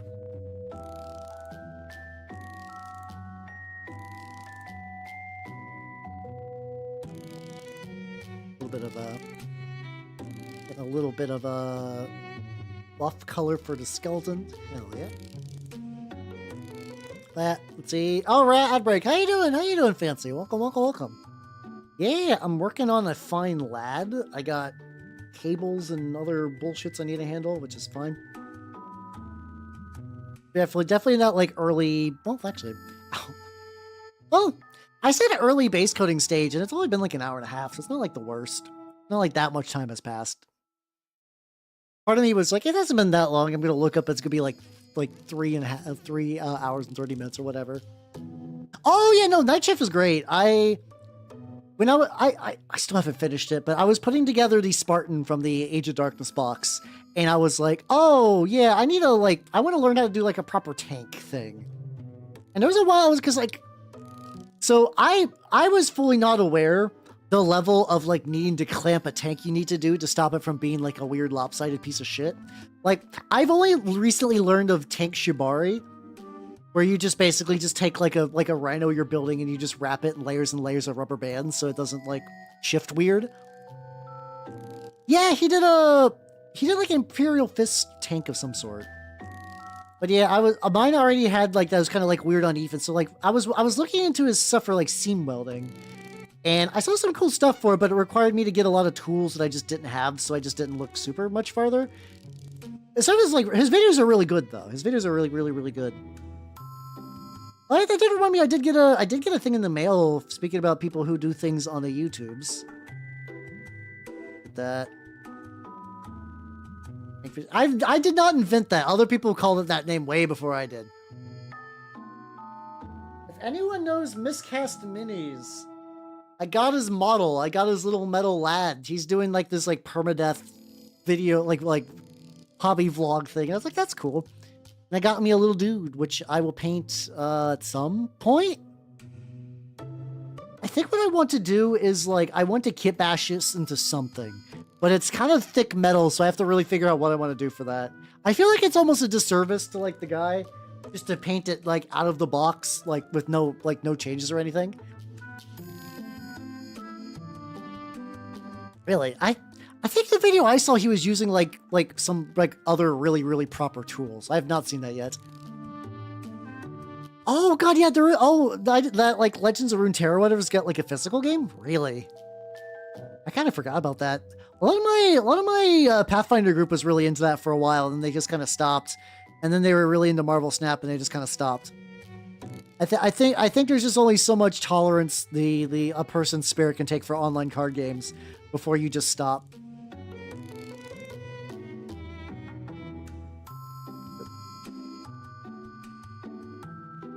I could think also like this also got some of the.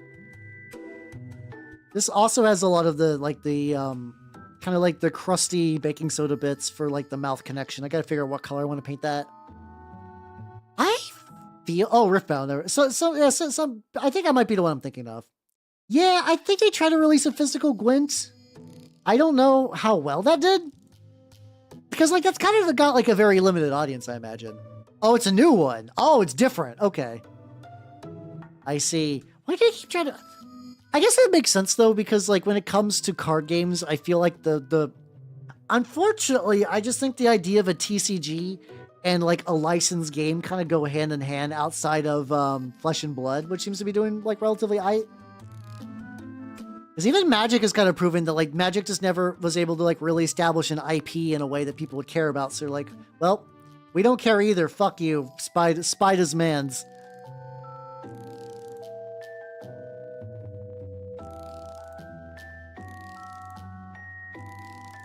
Awkward posing that I have inflicted on myself.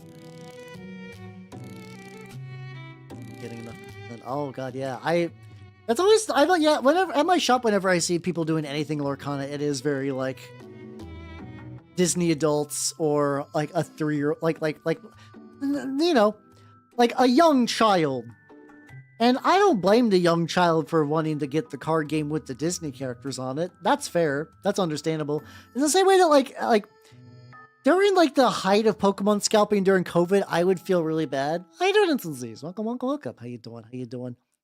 I'm painting a Master Signals lad.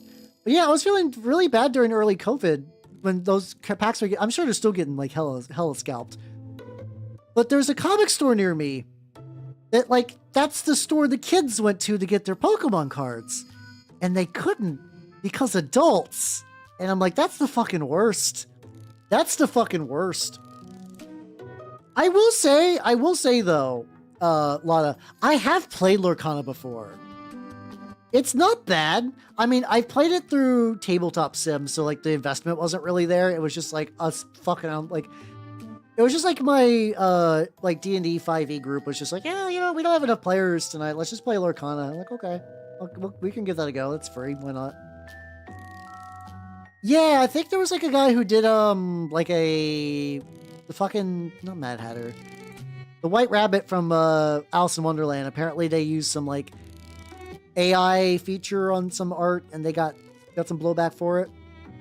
It's kind of like something similar happened with Dragon Shield, where like what happened was that one I don't entirely know. Like I know Dragon Shield had a similar issue where what was happening is they commissioned art for a box and they just needed the box to they were doing like a different size. So like Photoshop has an extend tool, which is basically like using AI gen stuff just to extend an image. So what they did at least in the I played the Ultra Pro issue, is they just took an artist's art without mentioning anything, and they just extended it with that kind of AI tool, and it made like a lot of the art look really sloppy and shitty, and people were like, artist, what the fuck? And they're like, dude, I don't know, I painted a picture for them. Which is really fucking awful. Yeah, I think parents and like a couple of kids playing in like a small closed meta for like Lorcana. That feels right. Like that feels pretty solid.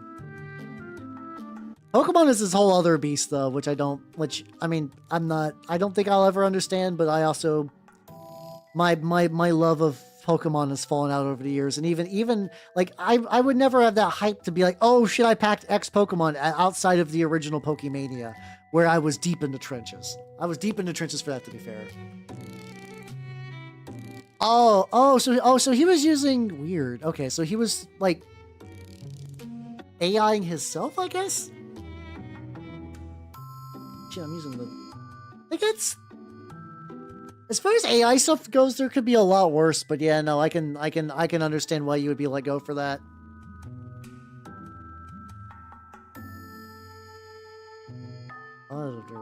Here, but not too bad though. Not too bad. I do think gluing him to the base was the correct choice, because now I can just kind of touch some shit up. Let's go. Looks like a cute charm one of my Jid for. Hey, let's go.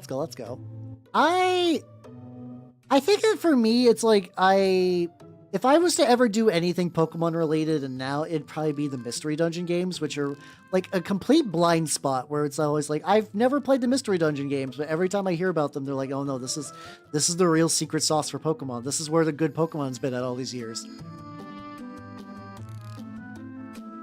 Worth that if you're a seller. Yeah. I mean, that I don't mind, because I feel like maybe in that instance, the guy was trying to be like, whoa, good job. You got like a rare card. But yeah, no, if you're just like, I'm 7 and ooh, a Dumbo. Yeah, it's kind of a lot to process for sure.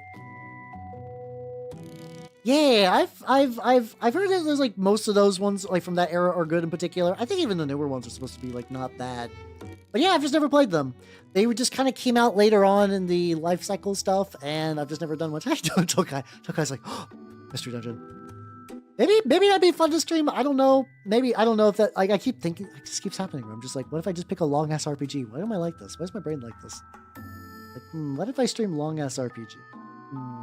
At least that one would probably be, like, less arcane to grasp, because you're like, oh yeah, no, it's Pokemon Mystery Dungeon. They're doing Pokemon shit. It's fine. Pokemon do be doing Pokemon things. The original, too. I will definitely keep that in mind, though. I'll keep that in mind if I ever do give that a go. Also in stores, I also make this bottom text. Oh, okay. I was like, where the fuck is the pun in this? But I was like, hey, everyone have a good night and take it easy, yo. Once again, I'm just, it's like, where is it? The fucking pun. And the pun is that there is no pun. The pun was inside me all along. Oh god, all the alt-art Spider-Man cards are really funny. So, for people who are not aware, Magic is doing a Spider-Man set, but because of Marvel Snap Exist, I believe, they don't really have the rights to do Spider-Man in a digital card game. So they made original art and like technically lore for all the Spider-Man cards. So instead of having like Spider-Man, you got like Guy with Spider. Probably the best one is Spider-Ham. Spider-Ham got redone as like a horrific like boar spider that looks excellent. I like that thing is like real chef's kiss. Vivi doesn't deserve that fate. See, Vivi was kind of weird because for a while I was like, oh shit, Vivi got a good card. Hell yeah, good job, Vivi. But now people are like Vivi more like cancer. And I'm like, oh no. Vivi got hit by the curse of overly good card. Which is a bummer. Oh. Okay, so I'll have to fix that. Yeah, but I agree Vivi deserves the best, but then when people look at it and be like, it's him, the Satan. Like people are not thinking the best of Vivi. They're thinking like this ruined standard and might ruin some other formats depending. Yeah, I saw that the alternate Green Goblin was like a little goober guy, and then I saw a lot of people doing the fucking like he's my heckin' Chunkarino thing, and I started to feel the light drain from my eyes, so I kind of I had to stop. I had to stop looking at that. Yeah, the Morbius card's really fucking awful.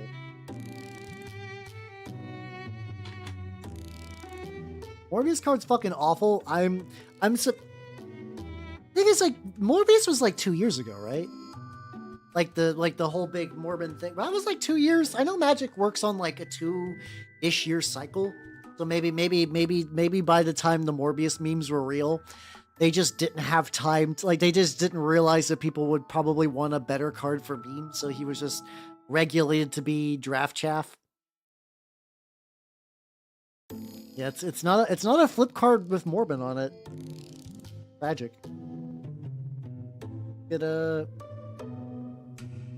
See, I'm getting a little bit of brown. I'm just gonna hit up the area around this foot just to kind of like repaint over the little bits of the what's it called? The baking soda and the glue. It's actually kind of nice because it's kind of adding like a little bit like a texture to it. Actually, well, Dimir vampires actually have like a decent history because of what's it called? Because of Dimir. Dimir, like, the guild has a couple of Dimir colored vampires. It's not the worst combo, actually. How you doing, Grind? How you doing? Welcome. Yeah, I'd be okay if Vivi was a good, like, I think Kuja's card's very neat. Or people see Kuja's card, they're like, oh, that's cool. You get to make wizards, and then when you get enough wizards, you get, like, all your wizards get to do extra damage. And you're like, oh, yeah, that's cool and fun. And then you see Vivi card, and you're like, oh boy, it's cancer time, yippee! And you're like, oh, okay. It sucks that Vivi got stuck with that fate. Let's see. Okay, a little bit more red in here. Cauldrons could maybe use a bit more gray. So far, the lad is coming together very nicely. Check out the lad. Everybody gaze upon my lad. Still like a lot of little crevices that I can feel my jelly bones are gonna be a huge pain, but kind of whatever. How you doing, Grace? Welcome. How you doing? Oh god, yeah, fucking like Balthier and Fran getting put on one card and they're not. I don't think they were ever pirates. I mean, they're not pirates in the set, which feels weird. Oh no, shit. Sorry, I was thinking 12. Yeah, no, 11 got fucking nothing. Holy shit, you're right. It basically was like Absolute Virtue and... No, sorry. That was just a brain screw up. Yeah, no, basically it was just Absolute Virtue. Which, so I've played little bits of Final Fantasy 11, and that's a cool get. Like, for Absolute Virtue as a mythic rep was kind of fun, but like I don't know what else I would have put in there. Oh, there's also an uncommon Shantoto. Ah, I got you. To be led. Last deck I made. I finally got to like really like rock out with my. Sorry, I'm just like looking at the symbol. Oh, stop. There we go. I wanted it to stop. So there we go. A little bit casting a lightning bolt, indeed. Oh, he said, yeah. I almost want to build Kuja, but someone else is building that. Oh. Sorry, what I was trying to say is that I did build a. I did get my Codus all together, and I've ran it a couple times now, and that deck is very funny. Codus either does nothing because I just happen to like have bad luck and not draw any of my +1/+1 counter engines, or I get them and I hit someone for like 7 damage and get the top 7 cards in my deck, and the snowball is real. It is a very interesting deck for me anyway. I don't know. So far, my opponents seem to like it. They seem to think it's just fun because it kind of just gets out of control very quickly, but in like a fun random way. But the thing I also got to live the incredibly stupid. So there's a fucking Sonic Super State card that turns like, you know, when like Sonic turns into the fucking like Chaos Emerald Gold Sonic. They did make a card for that, and I did put it in Codus because it's really, really good for giving your guy like flying and trample and whatever. And I got to do that, which felt very weird. I gotta make my what's it called? I gotta make my weird zombie lad into a super zombie lad. Oh, okay. There's a, to be fair, Yawgmoth, getting alternate art Yawgmoth is a pretty good get, but yeah. Has there ever been a super? I don't know much about like the greater Sonic canon. Has there ever been like a super Eggman? Like, has he ever gone full? Has he ever gotten all the emeralds and gone full? Like, I do want to hear Eggman saying Chaos Control. That does sound very fun. You get a little bit of orange in there. Just a smidgen of orange.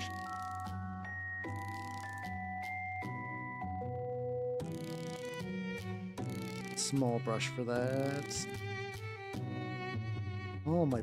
All my brushes could use like a hideous level of deep cleaning. All of them are just crusty. There we go.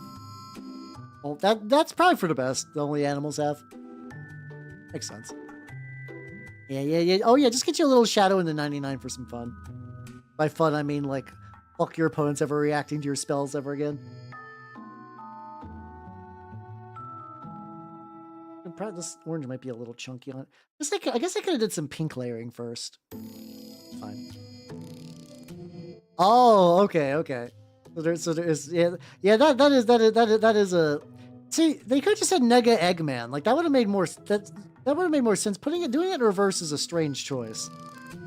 Mind you, Sonic, strange choices. They kind of go together. Yeah, there's like. I think they hit the minimum number of cards you would ever need for a Sonic thing, but I would absolutely not be surprised if they ever went back to that well, because they absolutely could.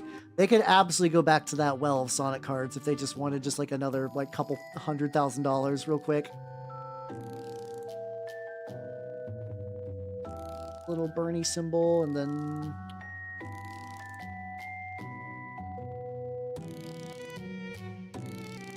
like retouched it up a couple different times.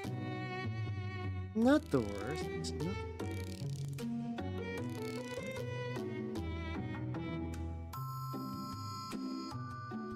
Like every time I try to go in and just do like a little bit more, just to like hit up that little zone. There we go. She comes out in Orzhov. What did I put her as, actually? I don't know. I think she'd be more of a fun example. Hold on. What happened there? Something weird happened. There we go.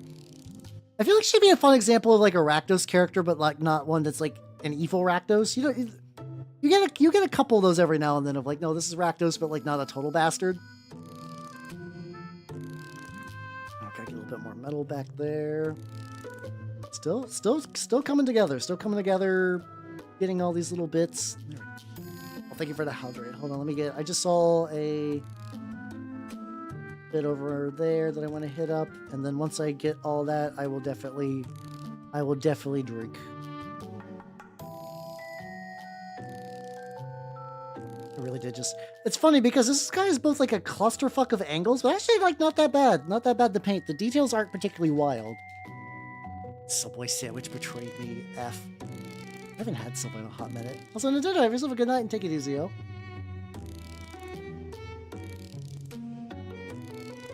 Wait. Only matter of time before he's. Oh God, there we go. I can do that. I mean, all the My Little Pony cards are silver border, but there was a guy at my LGS who did run My Little Pony deck for a while. Sparkle. Oh. There. Oh yeah, this is a good representative sample. There we go. But yeah, let me drop this bad boy on screen. Yeah, so this is gonna sound weird. I actually think the My Little Pony cards were done fine. These were, I believe, generally done as part of like a charity thing. They were silver border, so they would never actually see competitive play. and they weren't even particularly great. If you control Applejack, Fluttershy, Pinkie Pie, Rainbow Dash, and Rarity, every pony wins the game.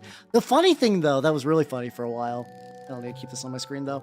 The funny thing about her is that they did that in 2 sets. Yeah, they did that in 2 sets. So, like, for a while, you actually could not activate her ability. Like, my friend did have a deck where he's like, okay, I don't really care about Horse Show, but I find the idea of trying to fake the names of the other horses to make that activation trigger work a fun deck building challenge. And he did, and it was like, I think it worked like once or twice. It was a neat deck to see running, trying to do that without all the cards at the time. But now that deck doesn't really matter anymore, because you can just kind of run all 5. So it actually didn't happen, but you can see it. But no, it did happen. I mean, it did happen. Yeah, it's always tricky because I feel like a lot of people are like, hey, Wizards, we're getting kind of tired of all the crossover stuff. And unfortunately, what happens is every time they're like, well, that set sold gangbusters, so clearly you're wrong. But in like the most diplomatic language, where it's like, well, we seem to be checking the numbers, and according to our sales, players love this, so I understand that you, concerned player, have concerns, but based on our marketing data, you are in fact a minority of belief that these are overwhelming, so we're not going to listen to you. But like, you know, in the I'm Mark Rosewater, and I'm trying to be like really like, I'm trying to pretend that I'm not just like the announcement puppet of Wizards of the Coast. Like, I'm sure Mark Rosewater's a nice enough guy in person, but like whenever he replies to like people, he's not Mark Rosewater. He is Wizards of the Coast PR. And that's really about it. I don't even think they have to twist the data. Like, objectively, the Final Fantasy set is the best-selling set of all time. Like, straight up. Like not even fucking close. Like, the Lord of the Rings set sold great, and Final Fantasy basically beat in a day. Yeah. So, yeah, legitimately, Grace, they do that, where they're like, well, not every set is for every player. So, basically, they're, like, in any other case, I would agree with them. Because previously people would just, you know, wow, there's too much magic. I'm burnt out. I'm going to take a break. And that would be fine. But now, like, you can't really take a break, or you're like, well, like, I don't like the direction magic's going. Like, well, you can skip some sets. Not every magic set has to be for you. And you're like, well, I'm basically needing to skip like an entire year worth of magic.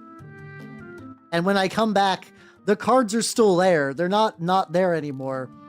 And like, if you're in standard now, like you could be like, okay, well, I don't need Universes Beyond. I'm just going to play standard, you know. But now it's like Spider-Man's going to be in standard. Final Fantasy is VV is a like problem deck. Oh no, good. Wizards of the Coast is actively like, well, we're keeping an eye on VV, and we might so I do keep up with the banned and restricted list stuff just because like I keep up with Magic news. So it's like, well, you know, we found that VV's probably a problem, but the metagame hasn't, like, fully crystallized, so we're going to wait until November to ban him. And it's like, so they know he's a problem. And they won't ban him, though, because, like, you know, the set's still being sold, and also, like... This is also a tricky thing. So I used to play Star Wars Destiny, and you would kind of run into a similar issue there, where, in Star Wars Destiny, what would happen is like, best way to say this. In Star Wars Destiny, you would have a card, like Destiny was really funny. So Destiny was a Star Wars card game where you rolled dice to determine like what actions you were doing in a turn. It was really fun. Broken as shit though. So one of the best cards in the game was Snoke. Do you all remember Snoke?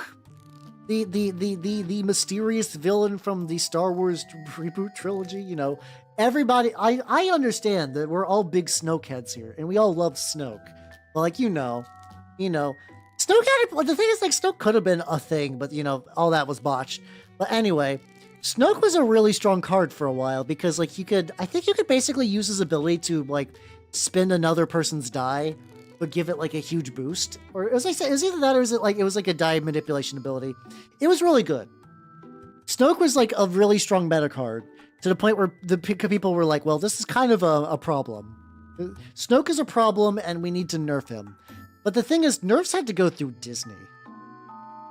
You had to reach out to Disney and be like, Disney, Snoke is a problem and we were thinking about banning him. And then like Disney would like basically wait like months because they both did it. Is that kind of like 1-2 punch of like they don't give a shit? Like they don't give a shit about balance. They're Disney. Who like they're like this is a product we're selling. Are you telling me people that make a game that you're going to disappoint all the Snoke heads out there by nerfing their beloved villain Snoke? Oh yeah, wasn't there like a big thing where it was like the top like 8 of a recent standard like big tournament was like 6 VV decks and 2 mono red decks, which were sort of tailor built to kill VV decks? Yeah, they did just ban him from the movie. The sad thing is I think eventually they did get time to ban him, but then other cards got better. There was a really strong droid deck where it was like R2-D2, C3PO, and like a third card. And those guys would just shit out money forever. And you could use money to buy like support cards. So you could basically buy like fucking like X-Wing squads and whatever. You know, I forget the exact cards, but basically you get the idea that like, yeah, normally in that back and forth, you'd be like, I play Luke Skywalker. I roll my die. I got 1 monies. If I save my monies between turns, I could use that monies to buy a lightsaber. And then in a definitive turn, I could strike you with my lightsaber and take you out. Aha! Planning and skill. And then like the fucking droids were like, lol. And we made like 5 monies in 1 turn. We're buying like all the ships. You're gonna get blasted with ships. We're gonna continue to generate money. Eat shit, peasant. We are the richest droids who ever lived. Did they do that in Legions? I've not done much with Legions other than just happen to have a bunch of the minis. I did see what it takes to build a Bright Tree list, and I have a lot of the units and stuff. It's just I would need to buy like a bajillion more Ewoks, which is no. It's like there's 35 Ewoks you need altogether, and each Ewok is roughly like $30 for 6. I'm like, I'm good. I'm good, buddy. Oh, okay, so they're doing like board control stuff. That's cool. They work for both though. Conceptually, Legion seems neat, but oh yeah, it's basically impossible to fully skip. Like even the guy in like my group who's like, I hate Universes Beyond, has like finally relented because it's just like, if you ignore it for too long, like, you know, you just stop playing Magic. So you just kind of like adjusted the stance. Like, well, if it's like Magic looking, I'll be fine with it. And behind the tank meta. Oh, okay. There we go. Just needed way more. Gotcha. Yeah, I keep hearing the Shattered Point's solid enough, but it's also one of those things. It's like if I wanted to play Marvel Crisis Protocol, I would just play Marvel Crisis Protocol. But I understand why they did it, because it's so much easier to be like, buy all your favorite heroes. And then for me, I'm in a weird spot that like conceptually, I really like the idea of a Star Wars war game, but I'm also the kind of person that hates named characters. So there's really never going to be a Star Wars war game for me. I would love to have like my own like clone trooper squad. And I know I could like, you know, I could take all the named characters and I can make my own versions of them. But I would rather a game that kind of like encouraged that, but that's just not really a thing that's going to happen. Yeah, so like that's why I like the Warhammer stuff. I love that Trench Crusade doesn't have named characters. And it looks like that they're planning on adding like a couple, but I think the named characters are just going to be like narrative, where it's like the character themselves is just going to be like built from the same point budget that every other character is. Which, if that's the method they stick with, I love that. I love that idea. I love the idea that you could be like, oh yeah, this is like a named saint, but she's just like, you know, she's just a New Antioch lieutenant, but she's got X and Y abilities. And like she just bought like X and Y gear, I mean. That's nice. On Wars units, yeah. That's always also another thing too. It's like it's I'm tired of Star Wars nerd games recycling the same material. I'm so tired of it. I would love, and they'll never do it because I don't think Disney will ever let anyone off their leash. Like, you know what I would really love? I would really love if someone did like a Knights of the Old Republic war game. And I don't mean even like that license specifically, but they're just like, okay, you're going to make a Star Wars war game. You can make as much lore as you want. Make it in any era you want. Make a new era. Make a new era just for that. Like that would be so rad. They'll never do it though, because I just don't think Disney would ever let anyone. But I would love that shit. Yeah, you could do, especially because like there are already like Dark Souls and Elden Ring minis, so like it'd be really easy to source minis for that. Yeah, see, that's always the tricky thing with the Universes Beyond, is that like unfortunately, and I'm kind of guilty of this as well, or it's like everybody has their exception set. We're like, oh, I hate that they keep bringing other IPs into Magic, but if they brought this one particular one, I don't know. I do not need it. What's up, son? How you doing? Welcome. Oh shit, Steve, you going to bed? You going to bed? I missed that. If I did, I'm very sorry. Yeah, Steve, have yourself a good night and take it easy, yo. Have a good rest. Yeah, no, that's fair. I like I'm a very casual Final Fantasy fan, but the thing is that's also just like a really good set. Like that's just a well put together set. It's unfortunate that they put so much energy behind it. It's a really good set. That's also true. Yeah, Church Crusade is pretty open source. You can basically do like the West Folly people are making new factions. Fucking Creature Casters making new factions. You could just do that if you want. Wait, son, go to bed? Oh shit, I totally missed the good night. Oh, sorry, my bad. Son, have yourself a good night. Take it easy. Sorry, I saw the high and my brain just totally blotted out the popping in and also going to bed. It's all good. Have yourself a good night and take it easy. Have a good night. Yeah, I'm okay with, yeah, exactly. It's for me, it's like Warhammer 40k is basically space fantasy. Like for me, it was like Doctor Who and then the Spider-Man set where it's like, who are you? I'm man with blue jeans. What plane are you from, strange creature? New York. Like fuck. Those are too much for me. How do I do this? Sorry. I'm looking at the lad. Okay. He's got some coins in the back. You got some coins that I don't think I could do a proper dry brush. I might still try to do the turquoise anyway. We'll see how it goes. Yeah, they showed some great hunger models recently, and they look pretty legit. I'm curious what the rules are going to be. I'm very curious. But yeah, the Final Fantasy stuff, it's like, yeah, what is this? This is guy with sword. Fuck yeah, the Bagel Bashir, like the fucking just like, this is a subway card. This is like a boat. Like what? Oh god.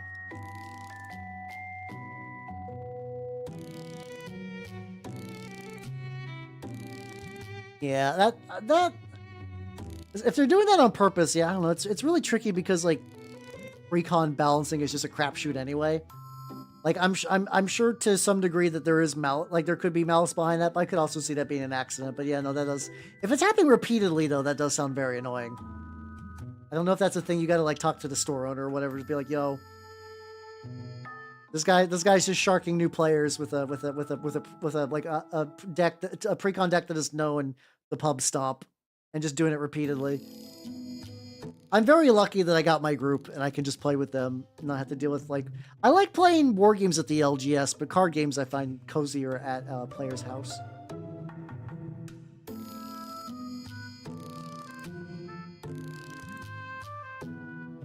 This is certainly, like, the thing is, even if I had this, like, not glued to a base, this angle would have just been fucking hell.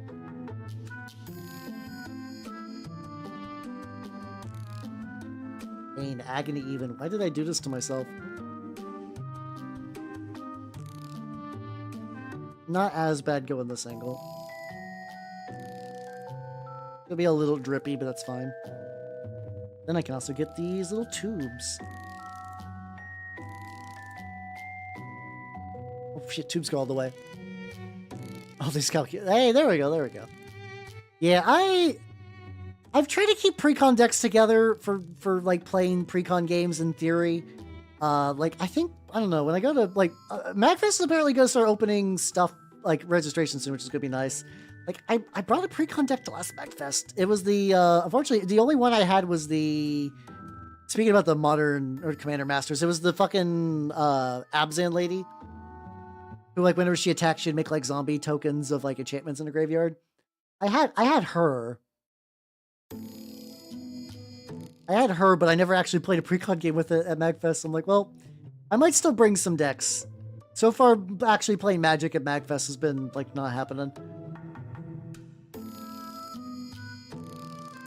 I feel like the pop culture train for Skibidi Toilet has left. I feel like that. I feel like that's moved. Give us the Avo rights. Avo is actually kind of surprising because like I feel like Ava's crossed over with everything, so I'm actually more surprised that they haven't attempted to reach out to Magic yet.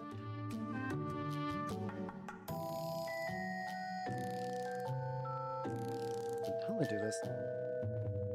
This is like fabric of some sort. What color do I want that fabric to be?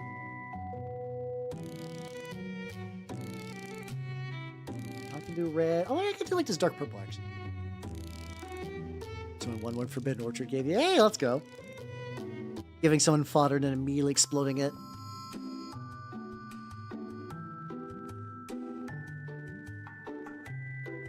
Yeah, I don't know. I don't know what they're doing after Spidey. How you doing, Majide? Welcome, welcome, welcome. Oh, that fucking see. There was a brief period of time where at the guild I was. They let me build models, and then they stopped. So that I feel your pain.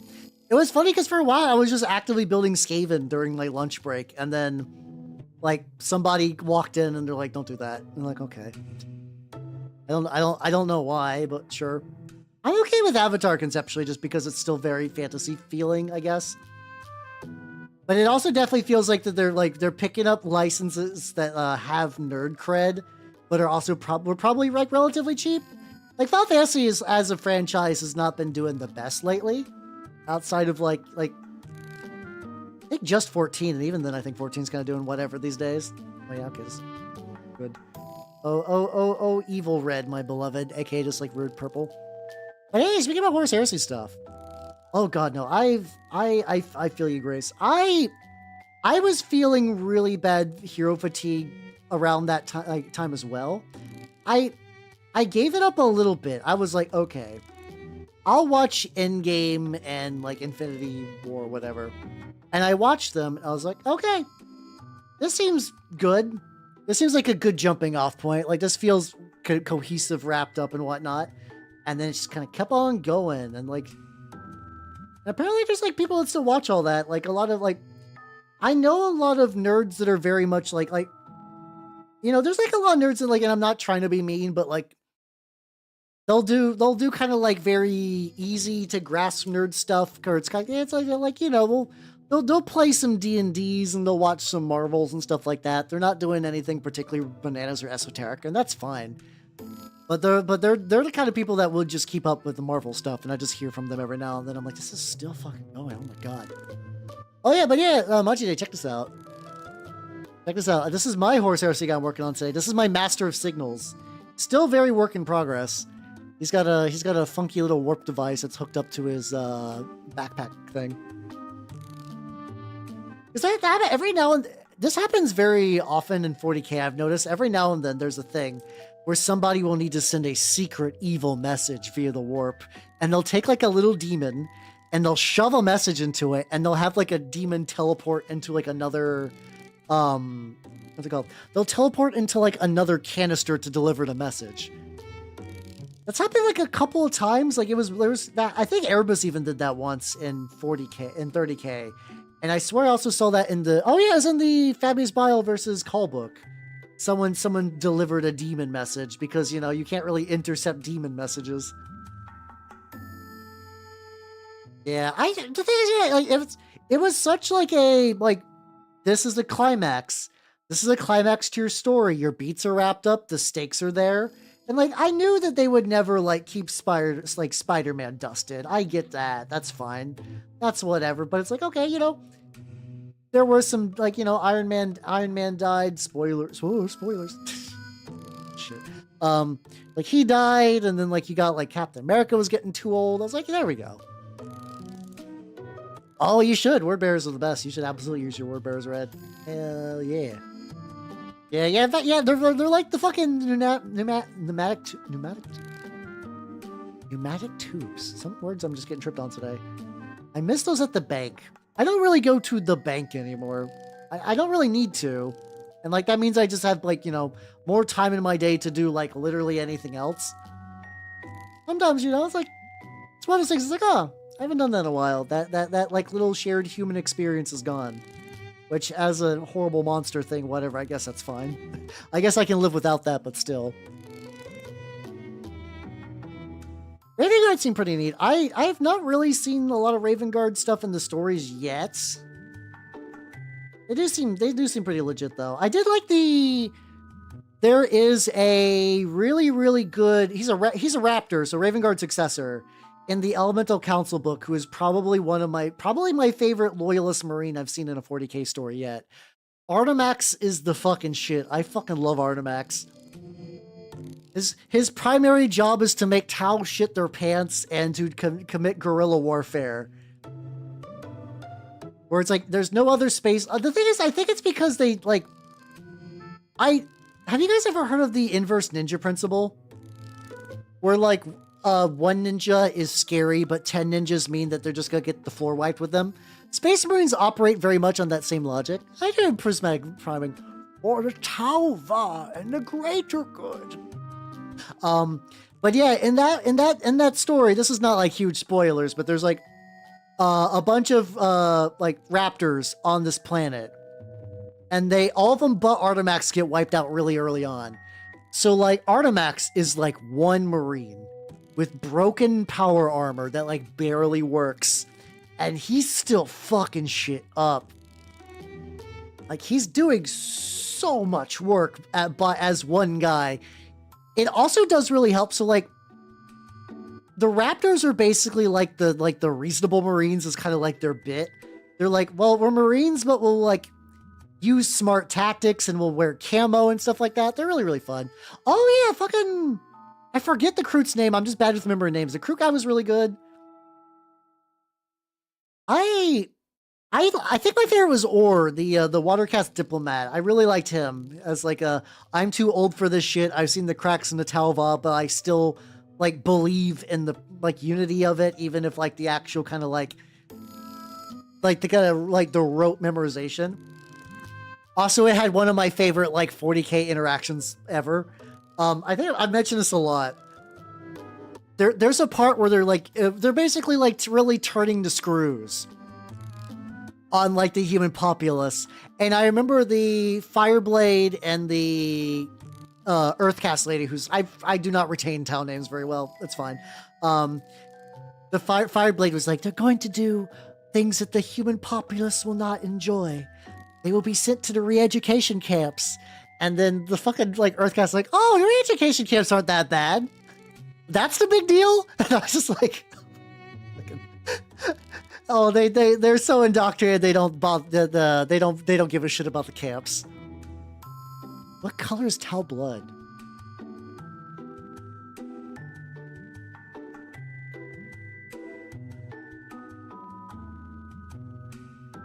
God. Oh, God. I want to say it's still red. Because I think generally G-Dubs has the stance of like, blood should usually be red because blood effects look cool. Well, so I will fully admit I don't remember from Elemental Council, but have you ever heard that like, you know the logic of like, orc blood should be green. They you know, or it should be like kind of like, you know, not red. But they make the blood red for orcs because red blood look cool. Green blood look like slime.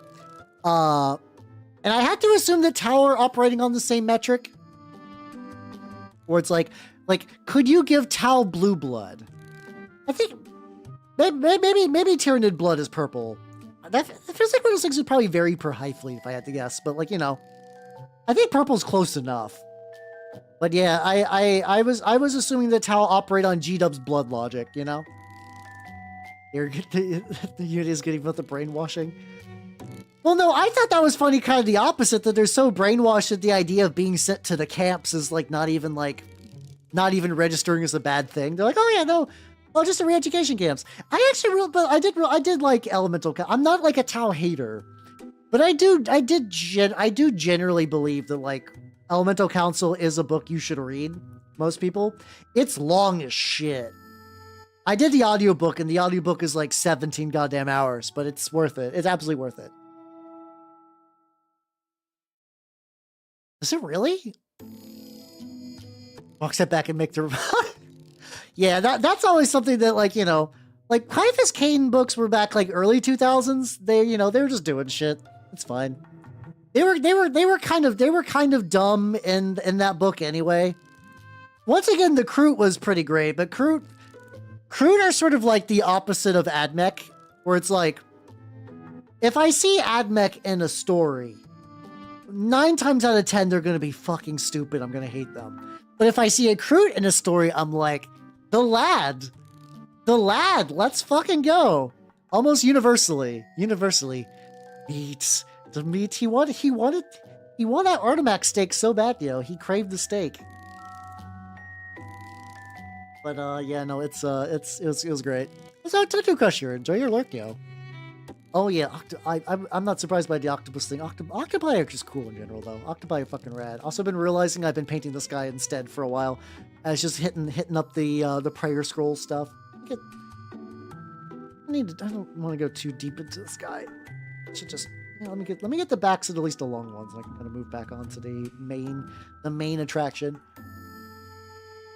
Oh yeah, don't they milk horseshoe blood of their horseshoe crabs of their blood, right? Because they it's used for something. I forget if it's like a food dye or if it's like some sort of medicine.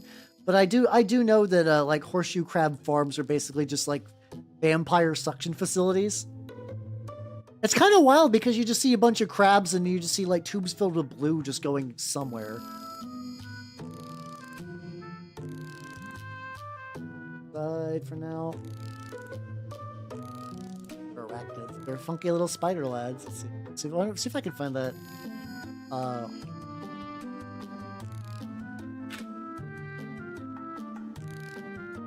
Shoe crab farm.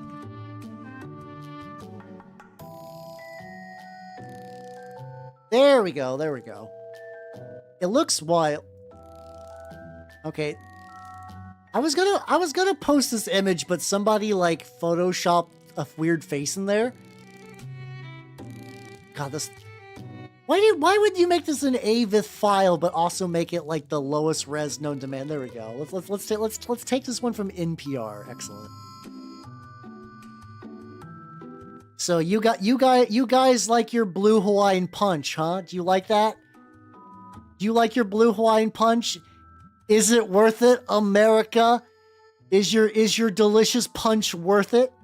Also, Steve, have yourself a good night and take it easy, yo. Some white lines. Hey, let's go. I hope the game works out. Wake up, sheeple. This is big soft drink. Nah, like you said, I think it's for like medicine or something like that. It's green. People are gonna be like, why is Marie Kondo there? Actually, no, if we're going by the just general discussion tonight, why is that Asian lady holding a gun? And why are those crabs being milked? Why crab milk? How does one milk a crab without udders? It's utterly shocking. Okay.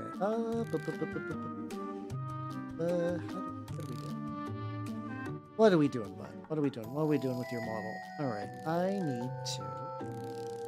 Gotta get those little flippy bips. I gotta get a little bit of stuff on there. Oh, I'd believe it. I'd believe, like, whenever, so, like, what, like, you saw that. Like, that didn't look like the most efficient facility. But it's one of those, it's like, yeah, if you got a fucking straw and a crab, like, it must be fucking worth it. Like, it's gotta be worth it to put a straw in a crab like that.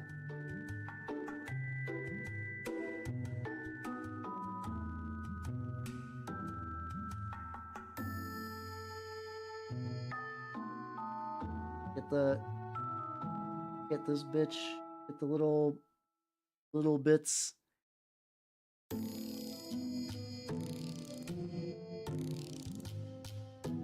Especially because like I gotta give him at this stage, it's gonna become a pain. Oh yeah, no, I'm sure it's not great, but I'm not assuming they're like, haha, time to be evil today and kill this kills the crab. Like I didn't think they were doing it like that, to be fair, but yeah. We do milk almonds. If you thought the crab farm was fucked up, you should see what the almond farm looks like. Man, those almond udders are like very distended. It's real painful. It's real tragic. It's real fucked up. It's a stupid fucking joke. All right, take that little bit right there. Bits. I'm not at that like stage of painting where I'm like, I gotta find every little like crevice and issue and take care of it now. No! Got him. All right. Wait for that to dry. Oh, I can get a little bit of evil chrome on the tips of the my crust on it. There we go. And my evil chrome has like any juice left in it. It does. Okay, so I should be able to. Hold on.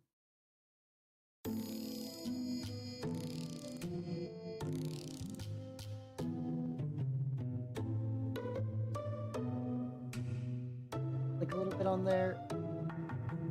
A little bit too much.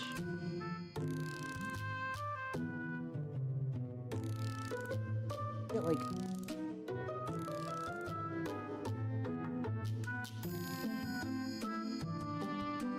I need to like retouch up the orange. This is probably good. There we go. They're just prayer scrolls. So like a lot of the word bearers are described as just having their armor just adorned with prayer scrolls. Like legitimately a lot of traditions in the Imperium have like a lot of funky little roots going back to word bearers, which is really, really fun. But yeah, these are primarily on there just to like, you know, make them look extra word bearsy. I also tried doing I could try doing some like script as well again. I could do that now. There we go. How you doing? No horseshoe crab, not horseshoes crabs. Look at all those harlots wearing those crabs as shoes. Disgusting. Truly the West has fallen. Stupidest fucking bit. Oh, big glob of water on there. Other little bits I need to hit up with and whatnot. Not too bad. It's like these like little ports that I probably need to also make metal. Oh yeah, we don't even get me started on those lemon steely horses. I'm trying to remember the last time I saw that like clip to its like I've never actually seen the full thing. I've only seen like bits and pieces of the clip of that. Bit on here.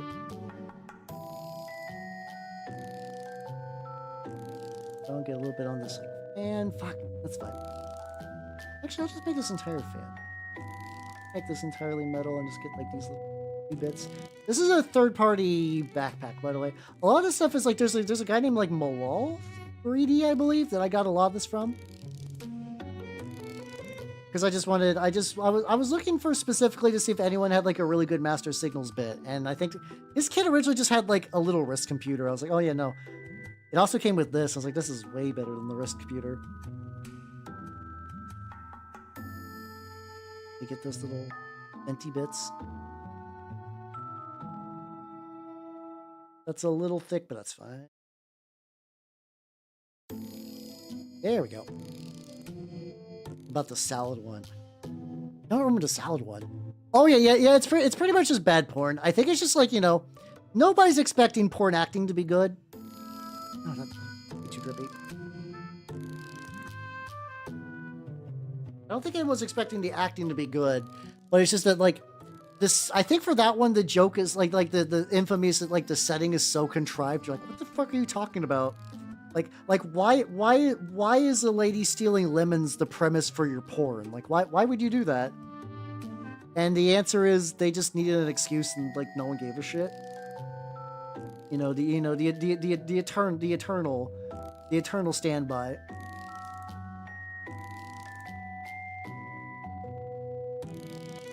There we go. You should make some fajitas. Fajitas are great. You should totally do that. Something I want to try. Get a little bit more. I've got a slightly better tool now for doing like the kind of like the runic etching. Oh. Thought I did. Oh, there we go. Instead of a wooden toothpick, I have a. Oh no, this one's bent. Hold on, Choto. I was about to say I have a metal toothpick. This metal toothpick's bent. I have more metal toothpicks though. Hold on.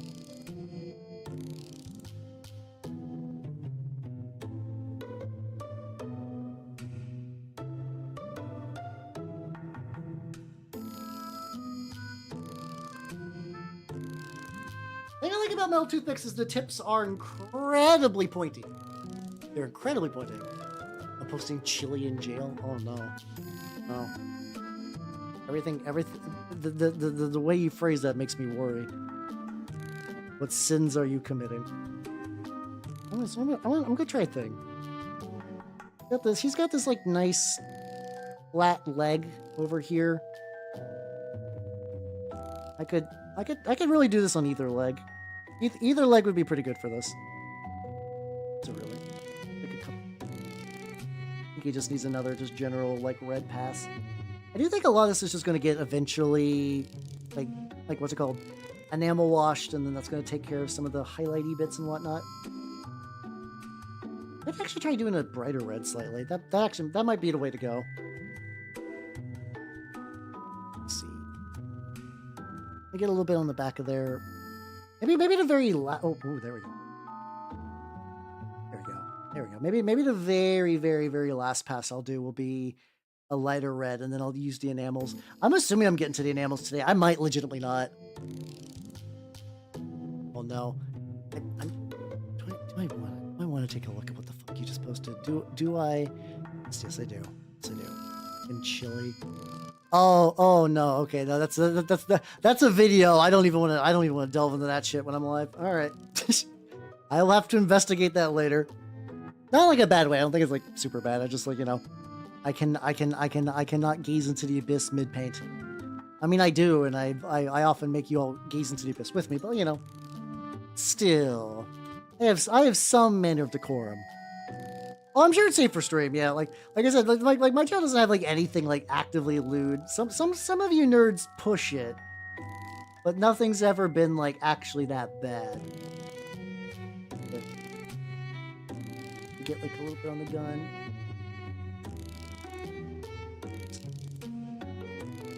I mean, that like back and forth of like trying to wipe off the excess paint, and there's just like not that much paint on that can hold on here, so it's actually wiping off too much. There we go. Yeah, get a little wild in there sometime. As a treat. Apparently, yeah. No. Okay. Yeah, the legs need a lot more. The legs need a lot more on this. I think a lot of it's gonna look undone too, because maybe I should just bother to paint these like an off-white. It's like usually what I've been doing is I've been waiting to hit a lot of those what's it called? I've been waiting to hit a lot of those like tubes and stuff that I know are going to be glowing until I've already done the enamels. But it's also just kind of like doesn't look right. Like there's just like maybe like I might need more of a guide of like how the progress is going. Like it just looks too unfinished. So like maybe I'll hit that up.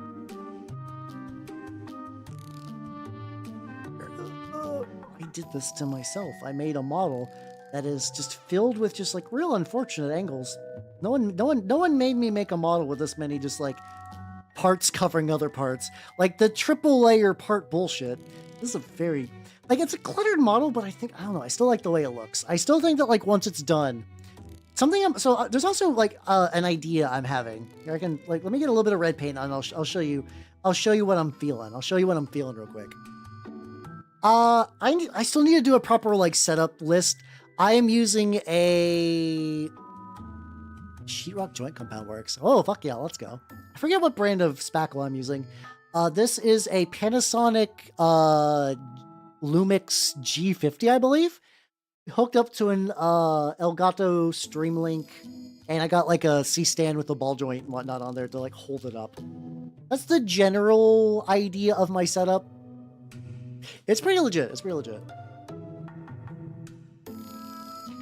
I've actually never had haggis. Haggis, I want to try it at some point. Oh yeah, sorry, I was gonna show you my idea. All right, let's zoom out. Let's zoom out. You can see the rest of my desk and all the clutter and whatnot. There we go.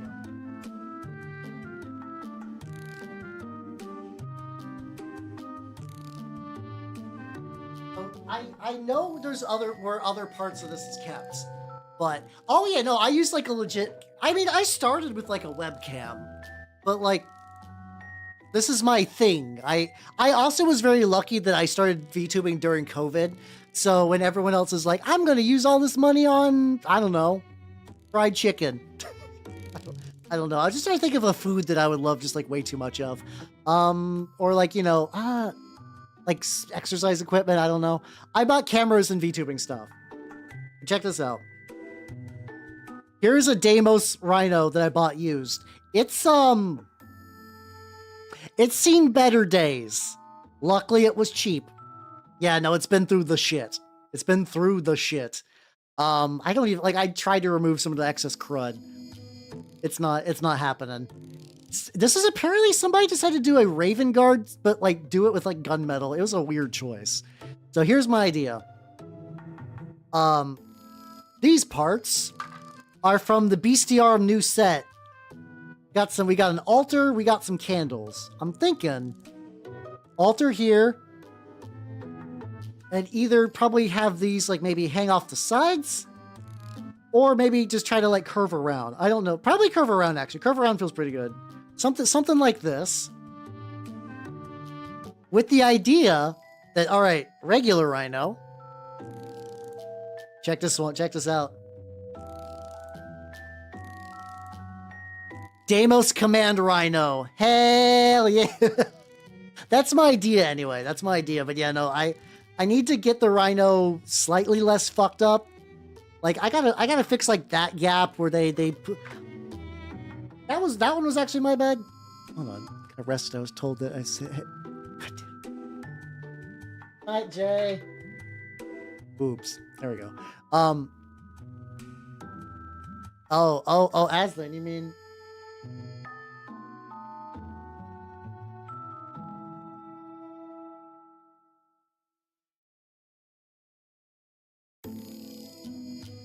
Oh, you mean like this one? My shop's used bin is full of wonders. It's filled with wonders. So that one I want to use for Heresy. This I want to use for 40k. So this is a Sisters of Battle one. I forget, it's called like the Immolator or something like that. So here's what I want to do. I need to cut the chair out. I need to basically take a knife and like gouge horribly every like fleur-de-lis or like Imperial Saint or like cover it in flesh.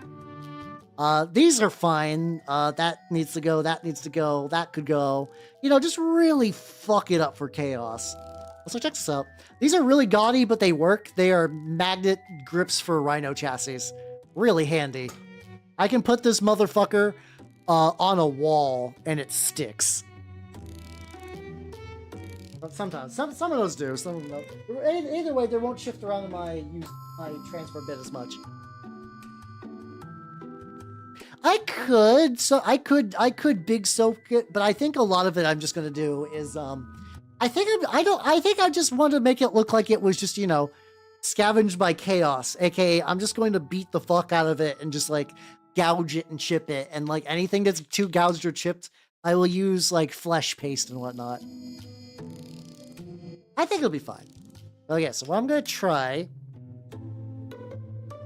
So I have a metal toothpick. Take like an itty bitty bit of silver. Let's see. let's try right here. What's this?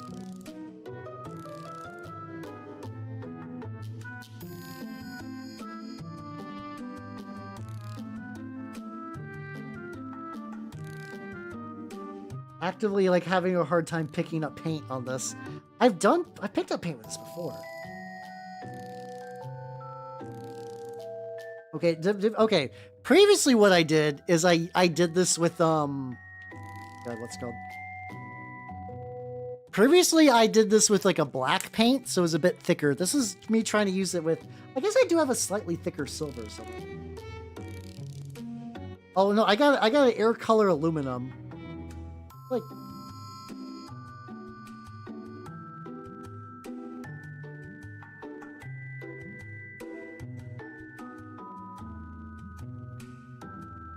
God, this is sliding the paint is actually sliding entirely off my metal. This did not do this with the other paint.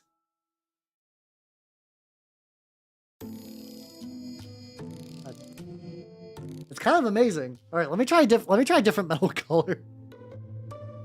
All right, air aluminum. Air aluminum.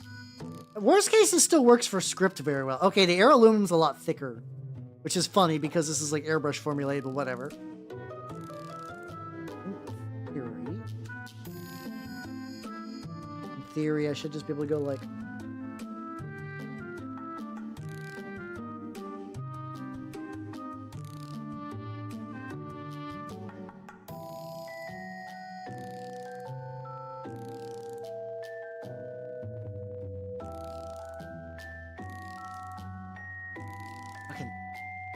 Cold cheesy. Oh god, this is too far off the edge. How you doing, Turtle Sages? Welcome, welcome, welcome.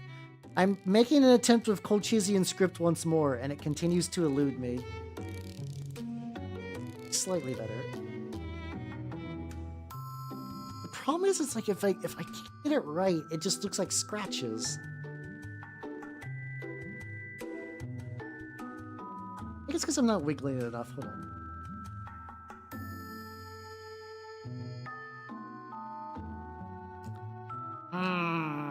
Not feeling that. Where's my sponge?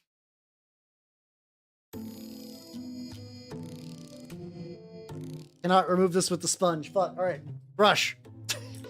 How you doing, though? How you doing? I will eventually learn how to do proper word bearer scripts, and then I will become the most powerful. Till then, I'm basically trying like everything and finding nothing works. It sucks. How you doing? How you doing? I've been working on this lad that is actually coming together really nicely. Oh god, it's 2.5 hours is bad. In theory, I still got time to like actually get this guy maybe to an enamel wash, maybe? Depending. Get that. Let me get his dongus real quick. Oh, but yeah, how you doing? How you doing? But yeah, I haven't done like a vehicle paint in a while, so like one of the rhinos I think will happen at some point, especially because I've been finding because like I will say that playing 3rd edition 40k really like got me loving the feel of rhinos. Your motorcycles. Ooh, yo, let's go. Yeah, all the Vallejo like metal colors are just really good. Just so smooth. I do also think the army painter glittering loot is also a really good gold as well. If you're ever looking for other golds you might want to fuck around with, that's also a good one. Also a pretty baller one. Angle. There we go. Yeah, I think after this, I'm going to start painting the tubes. I think painting the tubes will give me a better idea of like when this is going to be like. Oh shit! I never got. Oh fuck!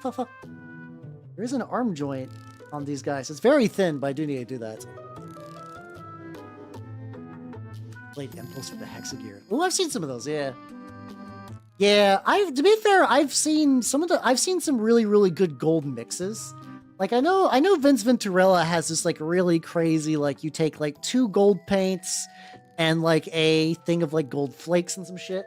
It always looks really good, but I as somebody who's like a very impulsive painter sometimes, I just always look at that. I'm like, that's so many steps.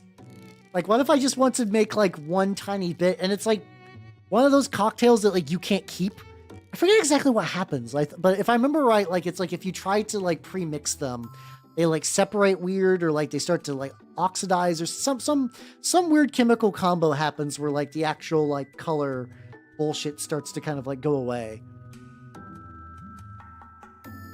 Oh yeah, I've yeah, oh yeah, doing the like I think a lot of people do that. They'll do like silver ink and stuff like that. Yeah, okay, yeah, it's the oxidation stuff. Yeah. I almost dunked so I got a little bit of black to use on some of the armor, and I saw like a little crevice over here that I need to hit. I nearly just painted that entirely black. Could have been unfortunate. There we go. Well, not even silver ink. Oh, just as like, oh, that's not too bad there. Oh, that sounds pretty easy then. Oh, there we go. Dude, I should try that. I have not tried that with like anything, but that sounds like it'd be really, really legit. Oh shit, okay, I remember what I was doing. It's like, what was I doing? I needed to get like a little bit of black in like that little crevice of like the arms. Let me do that real quick for the 2 arms. Yeah, I haven't used proper lead belcher in a while, but the idea sounds simple enough.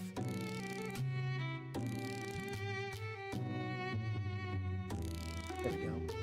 I find it funny that this is like effectively like a joke remix that was sort of legitimately put out by Watame. There we go, and then put on there. That's fine. But this is kind of interesting too, because so like the arms have like very different like back pads compared to like a lot of modern Horus Heresy stuff.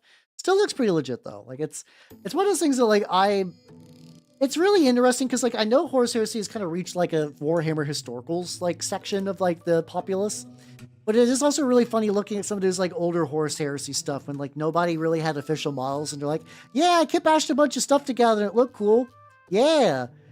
It's me, Duncan Rhodes, and me fucking what's his name? Like Blanche. And it's just like, yeah, I just tried some shit and it seemed cool. And then now it's like, oh, did you get like 1.3 micro dots wrong on the shade of why did I say micro dots? Like, did you get the not the exact perfect shade on this one piece of armor? You fucked it up, and you are the cancer kill Nobby. Like it's like, oh man, that escalated very quickly in a very unfortunate direction. Being cut from the new codex. Oh wait, are they going to like take ogres to in the same zone as the beastmen? Like are they just gonna be dropped from Age of Sigmar and just directly inserted back into fantasy? Oh, you mean specifically just like the lead belcher ogres are just being dropped? Okay.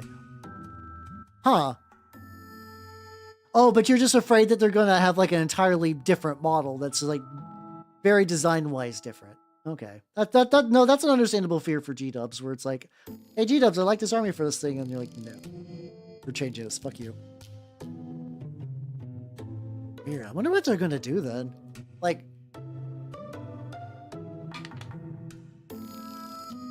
I generally trust G-dubs to do like a fuck up ogre guy. Like I generally trust them to do an ogre guy, so I'm hoping they'll do all right.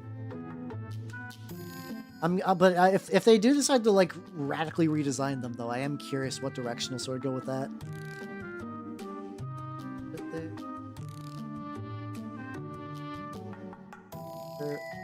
I think right now I'm just trying to like touch up the areas I got like a little overpainted.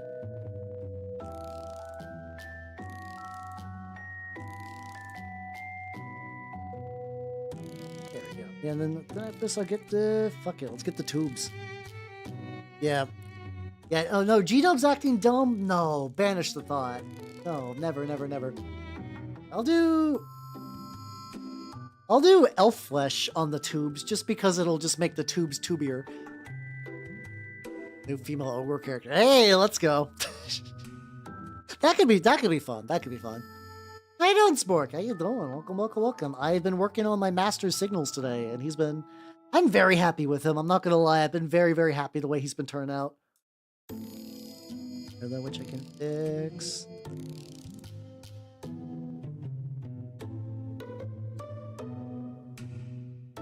Oh, fuck. But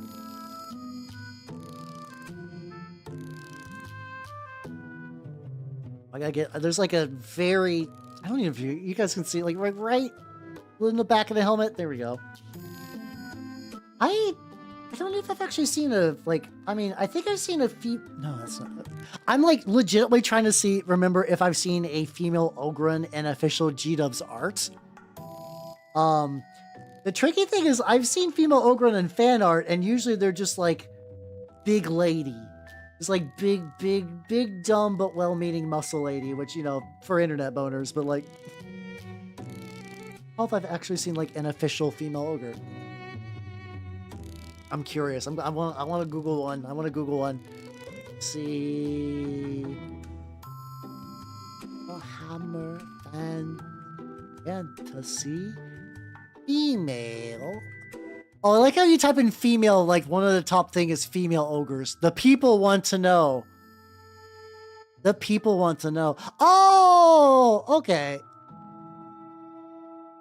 I forgot about the Blood Bowl team. Well, okay, the Blood Bowl team's kind of excellent. The Blood Bowl team's kind of excellent.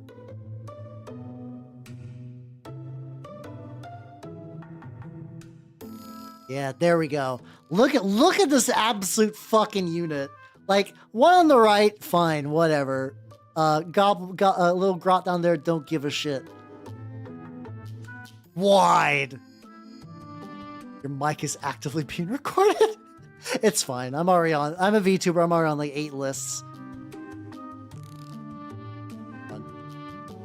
I have cursed thoughts.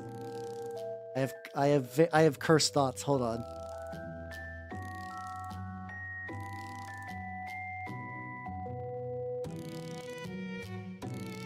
I must.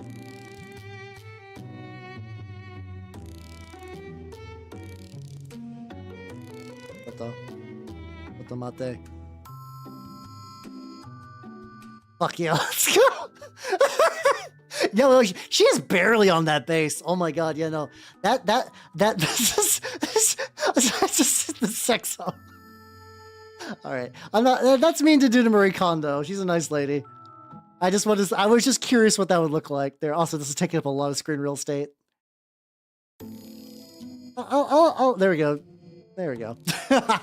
Does this spark joy? Yeah. At least a little. I would say a lot. Arguably, that sparked a lot of joy. Anyway, move some shit around. So yeah, if assuming that they keep like that, if they do that, do they have is that a fake beard? I don't think she's got. Yeah, she doesn't got a beard. She's just got like pigtails. Mind you, using Blood Bowl for like any canon bit is a fool's errand. But like, you know.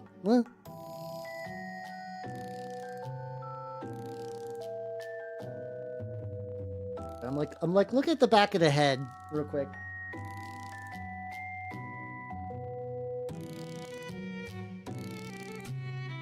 I thought they just had orcs dressed like cheerleaders so you could just see their tits swing around. That's like a joke. Because I remember there's always the thing like we were playing like Blood Bowl in my local group, and then you just see the orc cheerleaders with no warning. You're like, huh? Not expecting that. There we go. I can see what it. I can see what it. I can see what it retcon that. Oh shit. Get on there. Typically, there was like one nubbin I would. Like a magical nubbin angle I had to hit. To really get like if I brought it up to my face. There we go. We're back. We're so fucking back. All right. So now what I want to do is try to paint the tubes. Not gonna tell her she needs a bigger base. Hey, she can rock that. That looks like a 50 mil. Maybe she's straining on a 40 mil. If that is a 40 mil, she could easily like actually, if we put her on a 50 mil, she would barely hold on to that. Kill that bitch with her. There we go. Oh, Grace craves the Master Blaster life. Understandable. That's pretty popular on the internet these days. A lot of people read about anglerfish and are like, God, I wish that were me. It's part of the stream again, the tube time. It's always the tube. Honestly, I love the tubes though, because I do tend to make my models pretty like grimy and gritty and whatnot. And that's fine, you know, I like that look. But I do think that like the highlighting that comes with tube time does do a really, really good job of like, you know, adding some brightness to my models, adding a little bit of color contrast. I enjoy tube time quite a bit.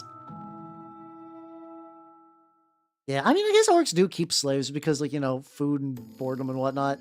Orcs are, I always enjoy 40k orcs because it's one of those things that, like, as an outsider, you're like, yay, they're just goofy little guys and just having fun. And then the civilians are like, oh God, they're stopping everyone. Jesus Christ, Emperor Christ, Emperor fuck.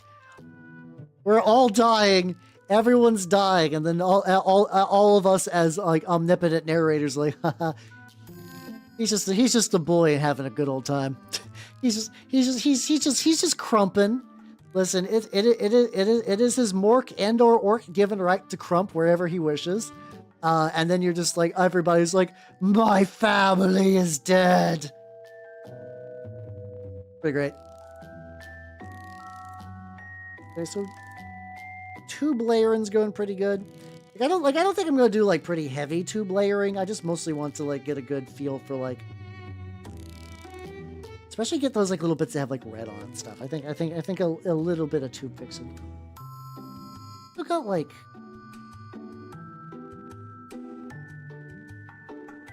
oh, I was like, what the fuck are these? I was like, oh, they're just little hands. Oh, it's the, I do need to do a proper, like, thing on my notes. I am using a Panasonic Lumix, I believe, G50. It's like a proper digital camera and everything. Orcs feel malicious. Yeah, I mean, I think the WAF threats are good enough, but no, that's also fair, yeah. So he's just got little frail skeletal arms. I just totally did not comprehend what they were because of color. Now I can actually like see them a bit more.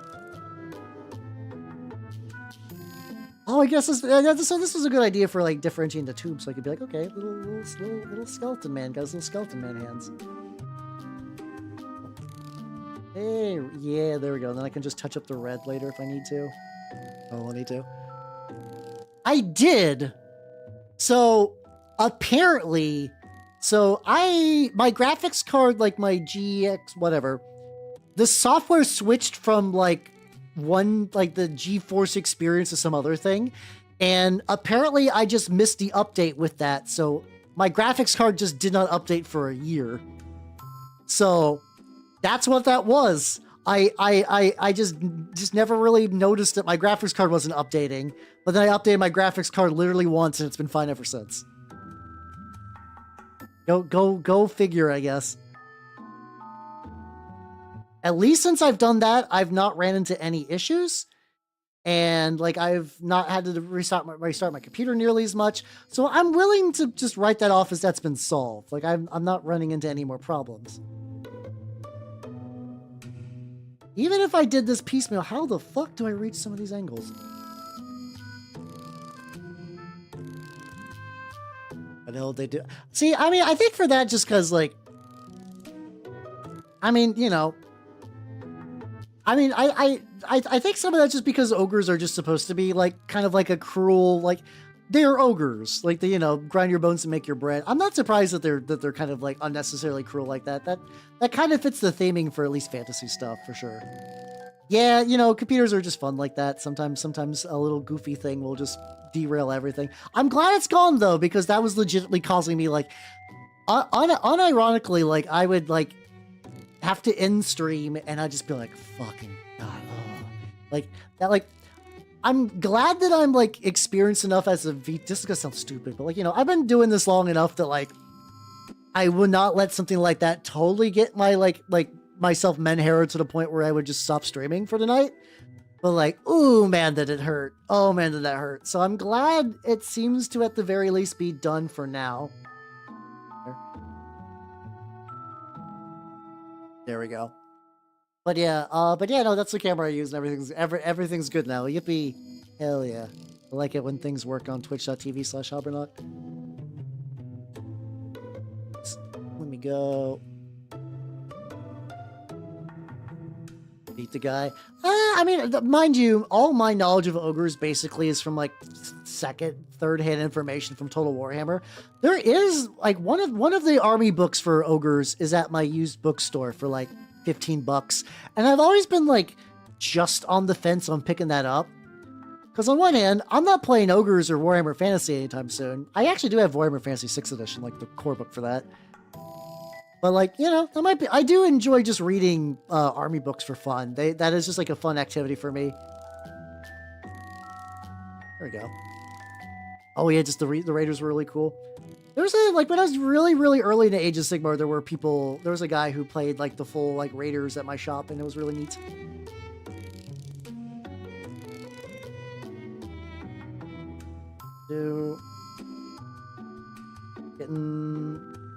Getting pretty good. Yeah, let me continue on the tubes then. We'll do that.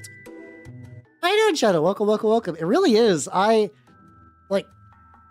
now, for like 3rd edition, I now have Codex Eye of Terror, Codex Chaos Space Marine, and Codex Guard. Specifically so I could run Lost in the Damned for fucking 3rd edition. I still need to read my way through the Guard Codex a bit more, but it's neat to have. I get to experience it again. And you guys, I need to explain a little bit. One of my first books I ever got to when I was new to TRPGs was a D&D for dummies that reeked of cigarette smoke. Now, like, reeked of cigarette smoke no matter how long I owned it. And this Guard Codex, why did I say Codex? This Guard Codex isn't quite that bad, but it's really close. It's really close. It's weird. So it's like the actual quality of the book itself is fine, but the outside back cover is like stained blue. Like I kind of wonder if it was in somebody's bag and like a Sharpie broke or something like that. The actual contents are fine, so I don't mind that bit of scuffage. It's just more like a little funny little like just detail about it. This is also a reason I like buying books used. My favorite weird thing is just like someone's like, this book belongs to Trevor. And I'm like, what are you up to, Trevor? What are you doing these days? Trevor, are you alive? How's life treating you? Do you still play games? Did you have to sell this because like you were like going to the army? Were you just not feeling war games anymore? Did you meet someone who told you to drop the wargaming entirely so you did? What happened? What happened to Trevor? Well, if like unfortunately, because they're sending you Warhammer memes, that means that like that will never stop. There will be so many that like it will never end. If you do not wish to receive like Warhammer memes, you have to let them know now. They will never run out.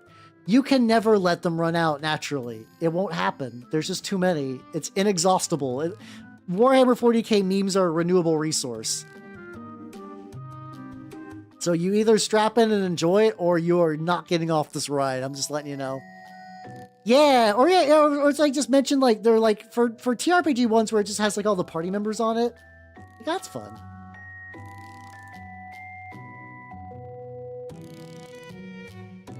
Damn, some of the angles on this. Okay. Let's see. I think all the prayer scrolls. Actually, do I want to start doing another layer on the red? Maybe. Yeah, I think so. I think I'll do like one more red layer on a couple bits. Oh, that's way too thick. Did way too much there.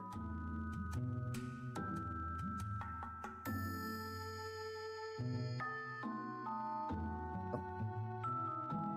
It's actually I can still hit this up in a couple areas. It just could even still use that. There we go. Yeah, I mean, luckily, yeah, that's kind of thing because like. I think it's technically like a weird feature because I just realized the mini was just slowly drifting to the side because, you know, a lot of 40k fans don't read the books or play the game or anything. So like the memes are kind of by definition meant to be easily to transfer.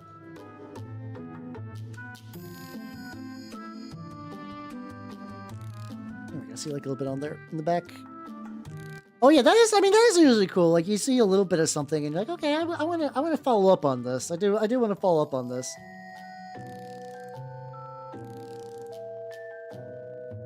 Yeah. Oh yeah. I guess while I'm waiting for the other shit to dry, I can do. Oh shit. Let's get a little bit more evil chrome, and let's see if I can do an incredibly janky telescoping dry brush through some shit.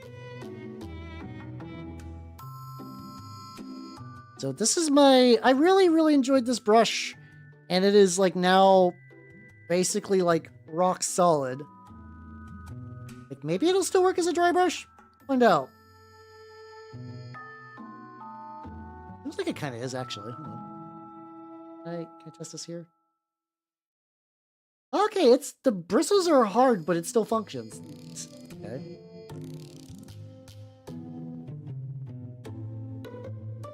Neat. Okay, I was worried. I do have some more dry brush, like small dry brushes coming in. I decided to splurge a little bit on myself and got me some from Ars Opus because I wanted like makeup brushes are good for the bigger ones, but for the smaller ones, I find that those are just kind of harder to actually like find out in the wild.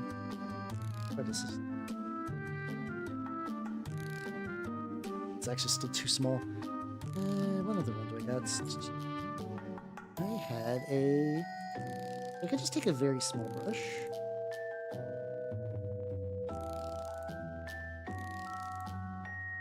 There we go.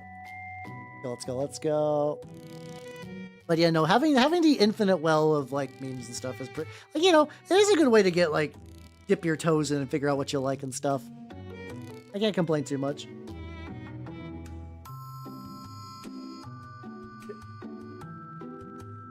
My small dry brush is still too thick. Oh, actually.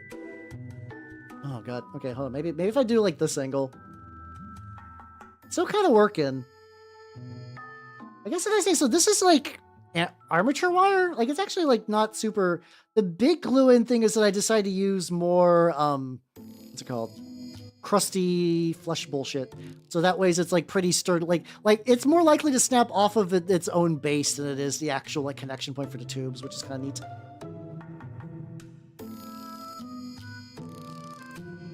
Get a little bit on here, and then I'm curious if this brush will cling later. I'm due for another like watch along YouTube video and deep cling all my brushes. I do that like a decent amount. Yeah, I'm hoping the Beast Claw Raiders will stick around whenever they like do their ogre rework. I mean, considering I think for the most part I've seen people generally be pretty happy for the Chorfs. So like maybe. Then again, I think like in general I feel like the Age of Sigmar crew, other than like a couple models, have been. The thing is, there's not really a noise component to it. It's like letting them soak in isopropyl alcohol, watching a YouTube video for a bit, and then I just take them out and I just sort of rub them on a paper towel to dislodge a lot of paint, and I just kind of do that a couple times. Like that's my way, which is fun for me, but that's like not really streamable, I guess.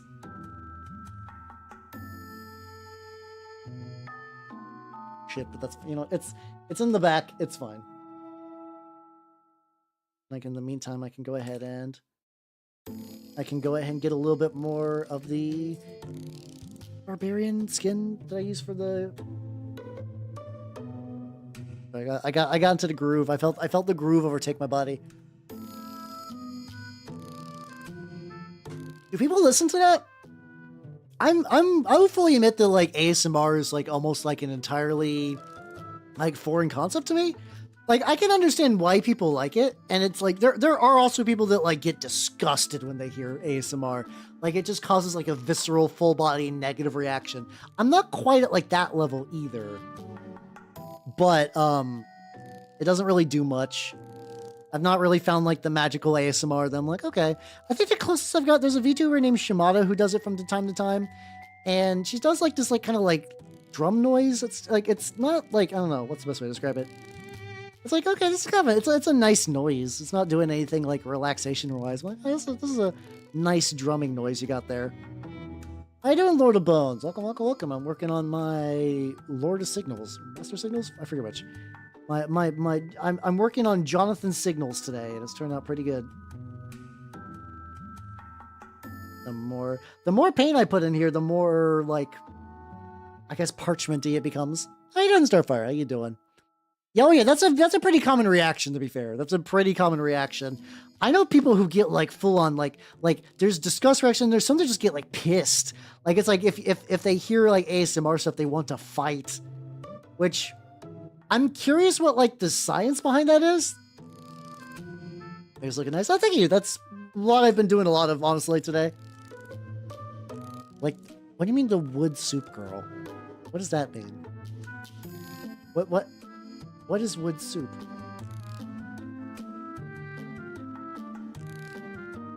It just keeps happening. There's just more and more. Okay, so I'm like definitely not getting this guy done today, I don't think. Because he's just infinite layers of crevices, but this is another one of those ones I'm like, I feel pretty good about him. I'm gonna continue to get. I guess that can make sense. Oh yeah, maybe if it's entirely like that kind of thing. These have decided to bend and like, I guess I could like tuck that behind the tube.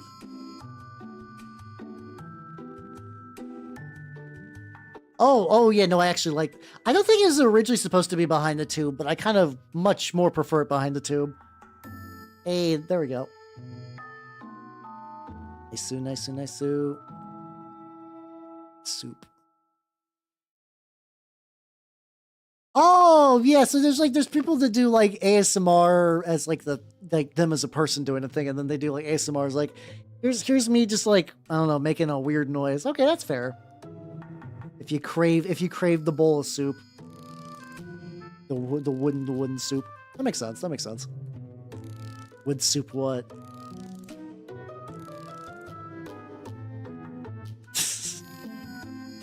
You. I don't know why I'm changing my voice like that, but that's fine. Whatever. Go. Continue to layer these out. Oh yeah, shit. Maybe I also need to do a little bit of like, I don't know, like a dry brush or something like that. Oh yeah, like the affirmations though. I guess like that I can also kind of understand from like a different concept where you're like, man, I'm having a hard time on things, and so someone just like says like, you're doing a good job. Don't worry about it. Just keep on being your best self. You got this. You got this, buddy. And if you don't, I'm gonna grab you by the waist. I'm gonna spin you around like Gay Bowser, throw you into the sun. Yeah, do your best. Like I could see like a real version of that where I'm not doing just like joke Mario bits. I can understand that a bit. There we go. I won't do any more. I won't do any more of that. That was for comedy purposes. Hopefully no one was like weirded out by that. I'm just having a bit of a goof. Get that last little bit of red on here. It's also like, I know I maybe could have done a little bit of fire on this to kind of remove some of the loose threads, but I don't think it's been like, it could be that big of a deal. None of it really stuck in places I wouldn't super want it at. There we go. LSMR is fine. Hey, let's go. I just do remember. I do remember that I've legitimately tried to do ASMR once. It was still kind of jokey. I decided to do ASMR time cube because I thought that would be a good idea. And I just remember being like, oh no, this is a mistake. Oh, this is actually a mistake. I shouldn't have done this. Like, not in like a, like I thought I was doing anything like wrong or bad. I think I was just like, I think I was like, got in a bit over my head. I thought this was going to be like, haha, a bit. Time cube. Yeah, the infamous time cube. Do people still know what time cube is? I guess, is time cube still up? I know it's been like taken off the web a couple of times. For people who don't know, because time cube I think is old enough internet history that some people might not. Not specifically aimed at like Quake or anyone, but just in general. Time cube was so effectively, this is something that's like a very easy phenomenon to spot. It's a website that has been written by a schizophrenic person. Like, it's basically poorly formatted. It's the text, font, and size changes rapidly.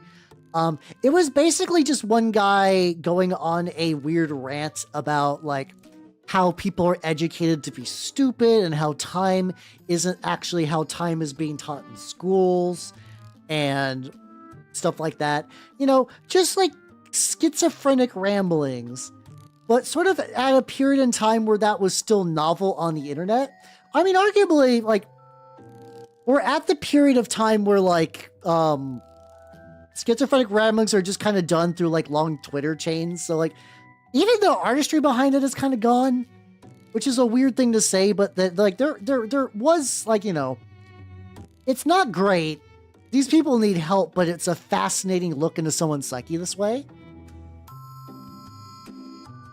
I mean, it's Timekeep is long. I don't know if it's beyond normal. It's I would argue it's pretty standard. But like also a lot of it. Have a good night and take it easy, yo. But it was sort of like the first one that went like viral. Like a viral like kind of like schizophrenic rambling as sort of like its big claim to fame. But yeah, no, the guy who wrote it was not well, which should not be surprising to anyone. There's been like various, I've seen similar things. There was a guy named Dr. Kitchen who was a homeless man who ran a website based off of like, there was like a community, there was like at one point like a really easy way to host a web. A lot of times it's like something you could do, you can still kind of do it. Is the idea of like a website that's just like, you in theory, I think you could still do this, where you could just take like a Word document and more or less publish it online as a website. Like you don't have like any real like formatting or like styling or anything. It's just entirely just sort of just like baked in like font nonsense. That's sort of a very common archetype of website for these kind of people. The cool thing. That I don't recognize off the top of my head. I feel like I probably would if I did a little bit of looking on that. But yeah, no, but yeah, Timekeep was sort of like I said, one of like I think sort of like as the greater internet hit, like that was sort of the easiest, like I say easy to digest. It's still insane and like offensive and whatnot. I give you here. Oh god, that sounds familiar. I vaguely know what you're talking about. Sorry, just like shifting my legs around.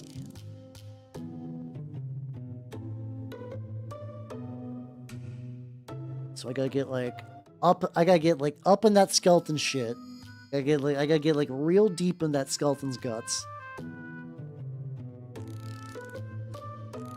Go get that. That's probably just giving all the bones like another layer wouldn't be the worst either. And he's got this like little white energy coming out of the. Oh, it's got horns too. Fuck. Okay.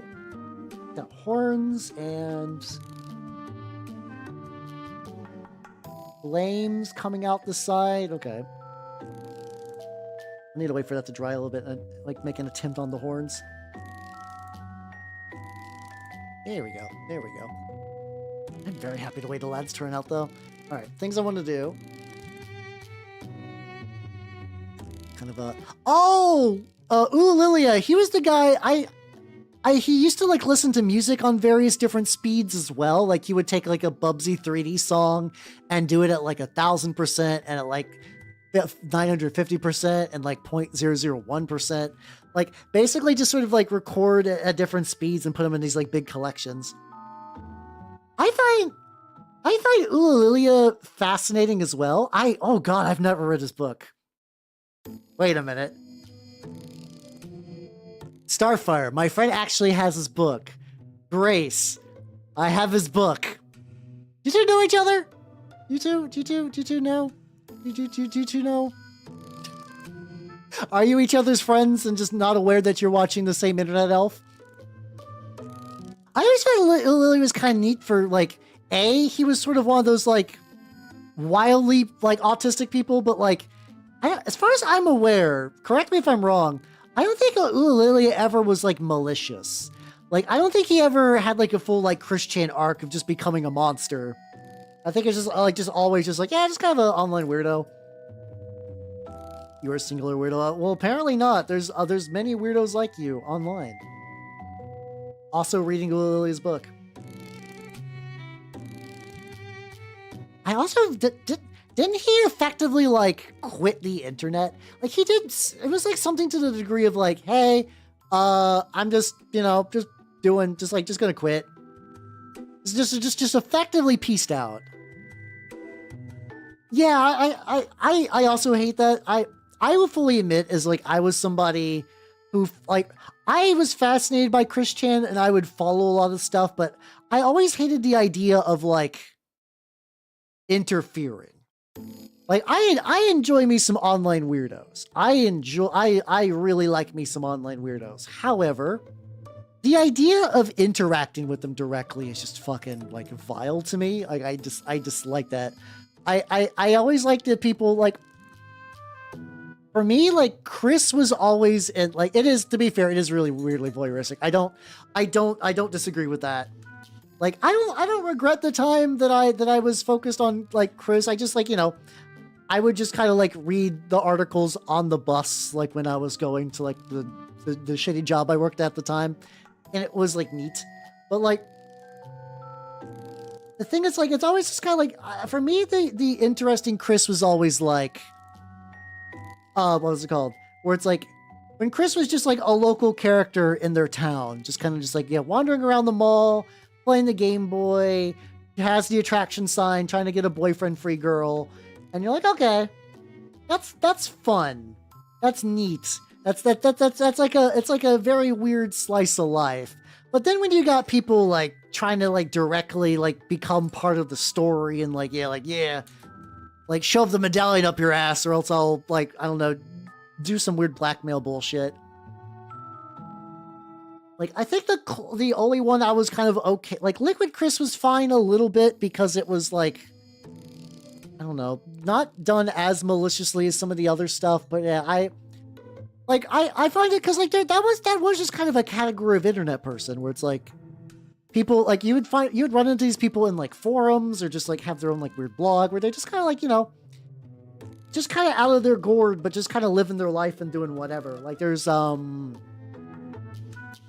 I vaguely remember just like weird dolphin lady. I think her name was like Joan Ocean or something like that. I don't remember exactly what she was up to, but she would just have like bizarre like dolphin ideas and just like real kind of like weird esoteric hippie nonsense. She's a very strange individual, but like it was fun just seeing like the way that brain would work in like a very like it's basically like it's the same thought I carry into for bad movies. I don't want to see a purposely bad movie. I want to see somebody's just weird brain doing its own thing and just attempting to make a good movie.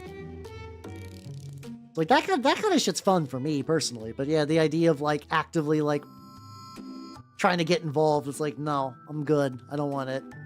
Yeah, internet forum weirdos are great. They still show up from time to time, depending on like where you go on the internet. Unfortunately, I find that a lot of the internet forum weirdos are a lot more aggressive and malicious. Like I kind of miss like the benign forum weirdo, where it's just like, what are you? Like, oh, my name's Dave. I go around and I like collect like, I don't know, like I have like a Cat in the Hat shrine every time I go to the store and I find Cat in the Hat merchandise. I add it to the Cat in the Hat shrine. Whenever I see Mike Myers out in public, I throw eggs at him because he ruined the reputation of the Cat in the Hat. Like, this is not a real person. I'm just making up a kind of an example. Like that kind of, you're like, huh, you're strange, but like you're just kind of going about your day. Yeah, it's weird that I find myself, like, missing Otherkin sometime. I assume they still exist, but I also assume that Otherkin probably retreated almost exclusively to Discord servers. Like, that just kind of makes the most sense for someone like that to go. Yeah, see, the closest thing that I run into are, oh no, Otherkin always believed it.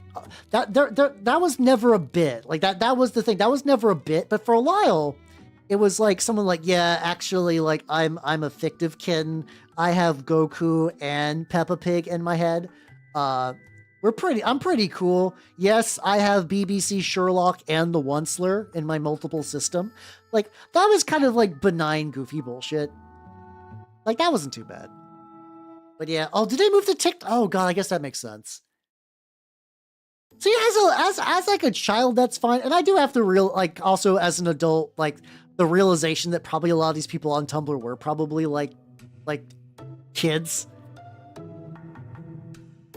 It's about the mom talking about the Fox consented event. I don't think I've seen that one directly, but that I do like how I can imagine that one in my head almost like fully. something from Ocarina Time. Hey, let's go. I mean, to be fair, a lot of kids like that. I find that kind of stuff really, really innocent. What would you would get? It's like people who are like the ones that were kind of like worrying, where it's like somebody is a fictive kin person, and but like let's say that somebody was like a Steven Universe fictive kin, and they were like, my Steven Universe wears cool sunglasses. And you're like, okay, now that person would see somebody else who drew Steven without cool sunglasses, and they would send them death threats. Like, that was always where it's like, oh, please don't do this. Please reconsider your life strongly. That kind of stuff would happen where they would like harass artists and stuff like that. You get that every now and then. There are people that like weirdly treat like Miku almost like she's a real person, and that gets into some like really weird shit. I'm like, trust me, buddy. People have been drawing Miku doing whatever since before you were born, and I don't even mean anything necessarily like sexual. I mean just like, I don't know, Miku saying fuck, which is not a big deal.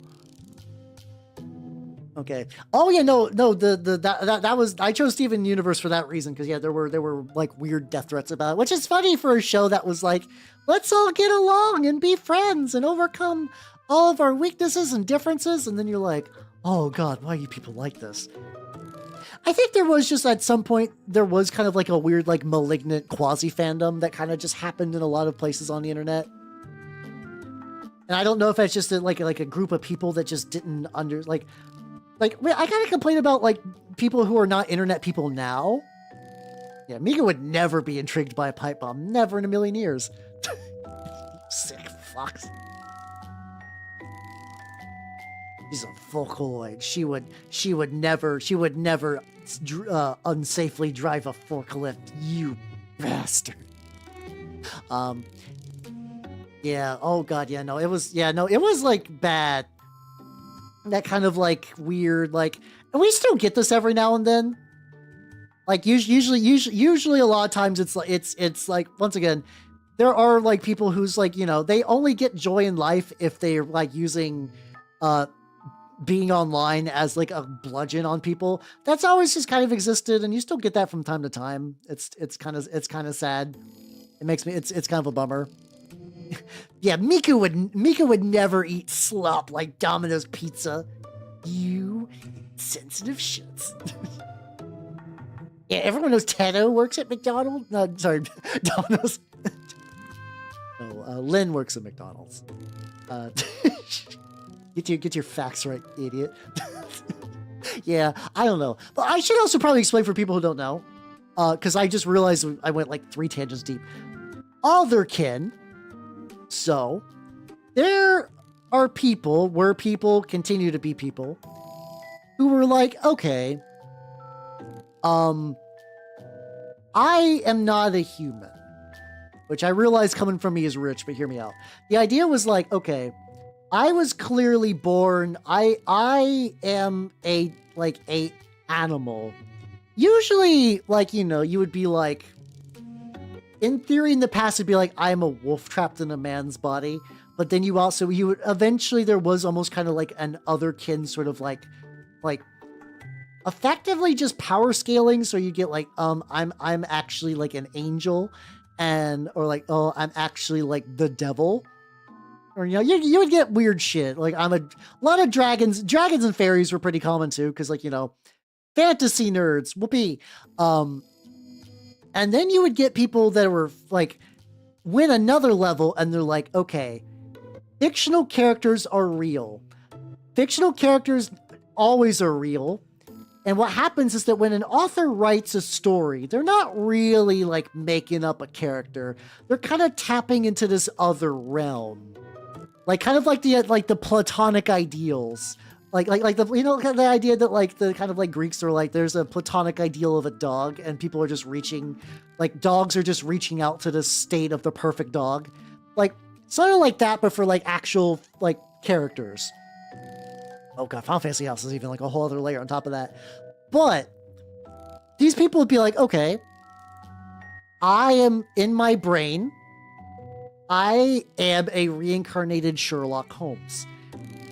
But like BBC Sherlock Holmes, or like I'm a Homestuck character and stuff like that. some second sound Baroque talk. It really is, but I mean, still. But then you would also get multiple systems as well, which also kind of wrapped into this in an Ouroboros of like what the fresh country fuck is going on. So you guys generally know it's kind of fallen out of favor, but the idea that like oh that person like I have multiple people living inside my brain. Usually Hello Jeff as your fictive kin is a very nice touch, but these people like the logical idea for otherkin was that like, okay, you're not just one, you're multiple, and people would effectively write like entire fictive families in their heads. They're like, oh, I'm not just like at the time would have very likely been like a 14-year-old girl on Tumblr.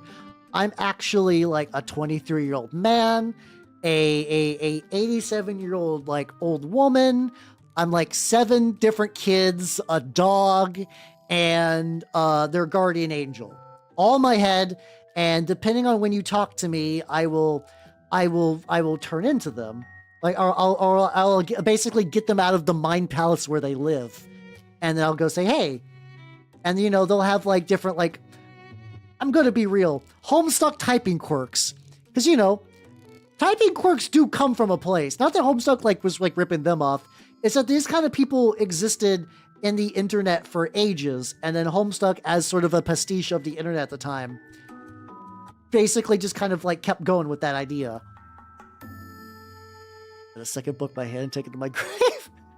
Fair. Oh, and then there's people doing like creepypasta stuff, Marie Antoinette, and then you would get the idea.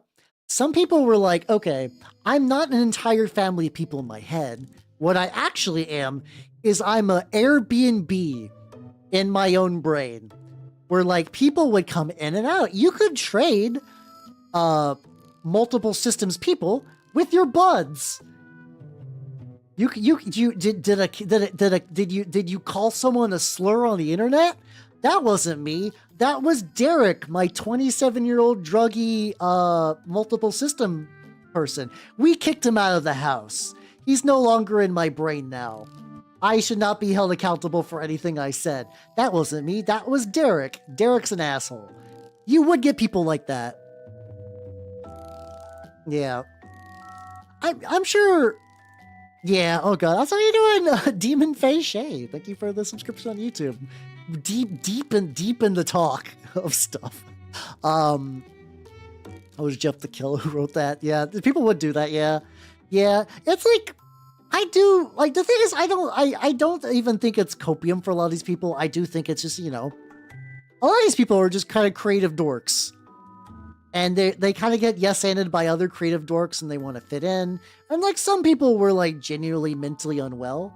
But, and, like, some people probably just kind of took this as, like, oh, this is, like, a fun writing prompt or whatever. Like, this is just a thing I do to pass the time. I'm bored in class. Wouldn't it be fun if I was actually Marie Antoinette, but also Johnny the Homicidal Maniac? You get that. But then, yeah, what Grace is saying, that, like, some people would have, like, it kind of, I guess in that part, it is a coping mechanism. It is advanced copium where, like, oh, goddamn, I couldn't mute the ad.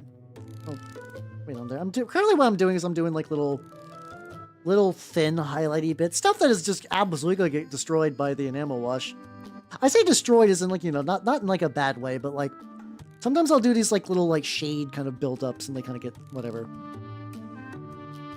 Yeah. Yeah, there we go.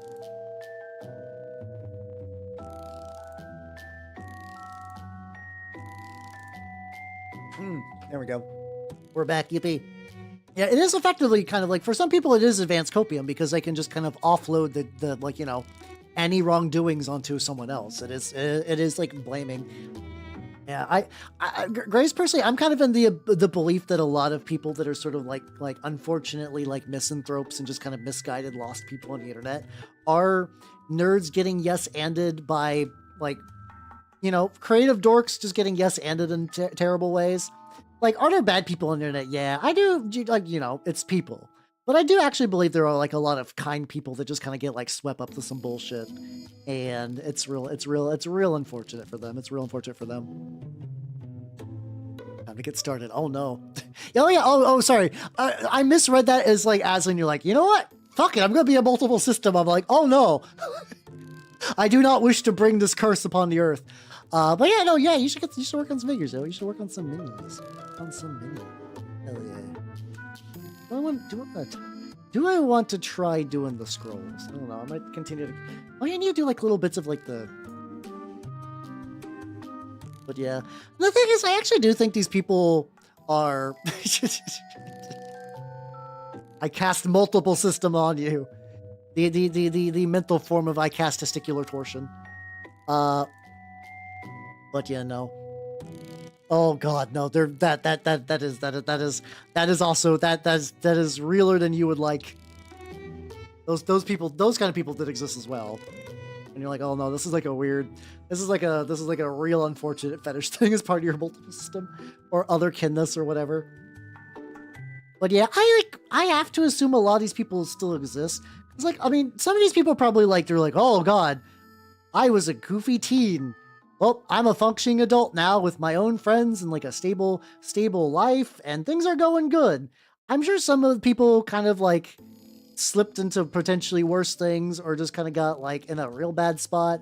And then you probably got the people who just like keep at it, I guess, probably just, you know, keeping like a normal kind of like mellow, like not escalating, not de-escalating, just kind of doing whatever. Yeah, I mean, like, same, like, I realize that I am also a weirdo on the internet, you know. Once again, with the logic that being a VTuber requires, you know, most people aren't VTubers. Most people don't find creative expression through doing what I'm doing. Most people also don't combine that with Warhams. I understand that, like, for me, I would much rather in like the internet of weirdos and the internet of like people with their first and last names and everything's commodified and just fucking like just sort of like a like I'm there's kind of the theory of like internet as a place and internet as just like an extension of like the like life, where like internet as a place would always be like, well, I got off school or work, time to go to the internet, and the internet is a magical place where like things are different. You can act different. You can be sort of someone else. But then there's like, you know, that's not easy to sell. You can't really sell that to people. You can't really have that internet as like a thing that a company can make money off of. So now we get internet as like the extension of real life, where it's like, you know, you go on Twitter with your first and last name, you yell at celebrities and their comments that they never read. You get into fights with people, but it's always like bringing fights from real life into the internet. Like not that there's ever been like a total disconnect, but it was that kind of fun. Like it was its own realm, and I do like VTubing for that, because I think a lot of VTubers that are not Zoomers kind of grew up with that idea, and I do see that kind of mindset channeled into a lot of stuff. Yeah. Friends and confirmed. Yeah, it's yeah. I'm hoping a lot of people that got into it in like an aggravating way eventually were able to get their shit together. You never know.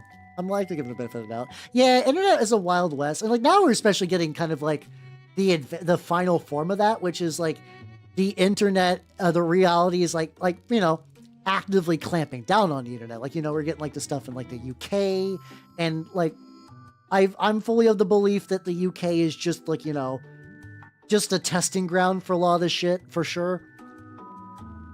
Like, I can't be like, haha, those Brits, they must hate freedom. I don't think it's going to be that far behind. Like, I'm fairly certain that that like, once these are kind of proven to be successful methods for sort of clamping down on the internet, the better, you know, better sell ads and like, you know, maintain like government control and whatnot. I fully believe that's going to eventually migrate over to like everywhere else. It's not great. I think, unfortunately, things are going to get worse. I wish I had, like, a more upbeat idea.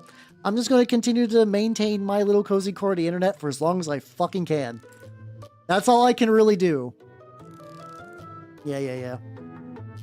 Yeah, no, it's, I'm, once again, I'm very much on the, like, I would rather be people, being pretentious about something usually means, like, unless you're, like, actively trying to put on airs, does mean you care about it. Like, you're saying that stuff that you think sounds pretentious because you cared about that early stage of the internet. What kind of spotchy dry brush on this, by the way? Yeah, I mean, there were horrible things on the. There's always been horrible things on the internet. You can't. Unfortunately, people are just horrible. Well, I'm not a big doomer where I think like people are fucked inherently, but you know, there are fucked people that will just be fucked online because they don't give a shit, or they can't not give it, or they can't turn it off or whatever. Oh, for the advertisers, I just want to die. Yeah, no, it's not great. It's not great. Yeah, I don't know. But like there are also like I also am aware that there are places on the internet where people make like little like web rings and kind of like really detached from everything. Funnily enough, I just don't know. I don't know where those people are. Like I know there are like people doing like simulacrums of like 90s internet, and you know, they probably live like entirely isolated in a way that like I would never find them. But I you know, I found the good shit here with all you nerds and like other VTubing things and mini things and whatnot. Oh yeah, no, I'm fully on board. Like if the like do like, you know, if ads were better, we wouldn't need to go through all the steps to avoid them. So do what you got to do at the end of the day. I can't say anything directly, or else the ghost of the living Jeff Bezos will haunt my dreams forever. But you know, do what you got to do. I will never be upset if you do what you got to do. As usual. What? He's got horns now. Let's go. Let's go. Yeah, faces that. Very good. Lad, how are you doing, lad? The red is continuing to build up. There's little bits of the bone I might want to hit. I'll do like a little.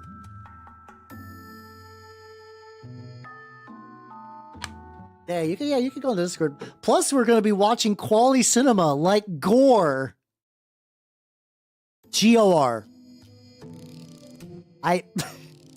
I'm assuming it's going to be pretty bad. I'm kind of excited because I've heard about Gore online. I don't think the movie is going to get that buck wild. I have been meaning to watch Psycho Goreman for a while. That's one of those ones that every now and then gets like recommended as like a neat thing. It was going to happen. Just whatever, like Gore, like 1987. It's whichever one just has the movie. Gore the movie.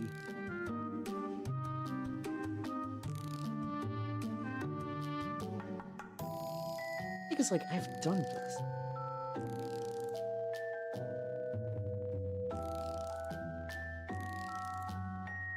I've definitely used this to like write script before. Oh, Outlaws is okay, so that should be fine then. So the only thing I noticed is that there was like a lot of like, you know, like even for fantasy movie, PG-13 fantasy movies, like there's some like real skimpy outfits, which I was like, I'm not like morally opposed to. I'm just like, oh god, how deep in this shit is this going to go?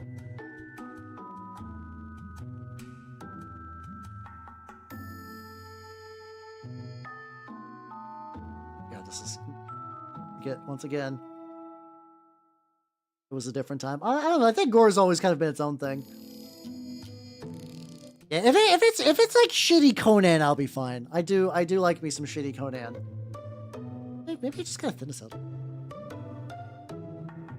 Something I was almost wondering about is like getting like an ink pen and like a proper like quill or whatever for these.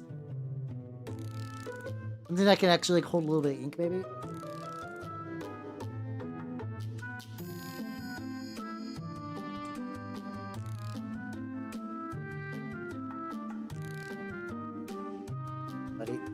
Come on.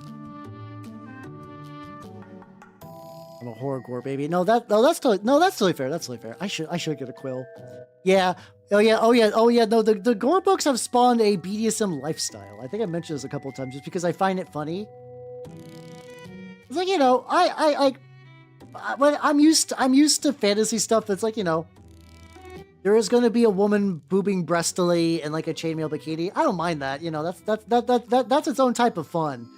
But like I know the gore gets like, oh, actually, it's like really weird with some shit.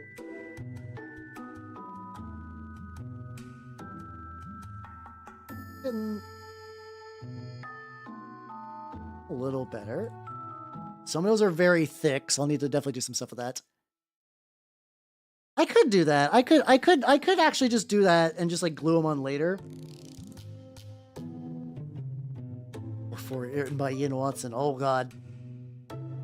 No, it's GOR. So it's effectively a fantasy isekai where like an accountant gets transported to the world of gore, and he has to do like big hero things. Oh yeah, it's very stupid sword and sorcery. The weirdness of gore comes with the fact that like eventually a BDSM community sprouted up around it, because a lot of it is like was sort of like men are here to rampage and women are there to be having sex with. That is the way. That is the bio truths kind of thing. Like it's one of those things. And there's people that enjoy that consensually, and that's fine, but it's just very funny. There we go. Yeah, but it's more like the penis is good, the gun is bad. I actually don't even know if gore has any guns in it. Yeah, conceptually I don't mind perverts either. I think the only exception is that those are the kind that like every now and then get like a little like kind of like aggressive weird on the internet. Like the kind of person that like would like get into someone's like Twitter comments and like talk about like what is woman doing being on the internet and being a person. But then again, I think at this point all Goreans are like just like 50 years old and probably just on like swinger properties and stuff like that. I can't fully say on the freak to pervert scale where Goreans lie. Oh yeah, no, it's very like John Carpenter's Conan, more or less, if I remember right.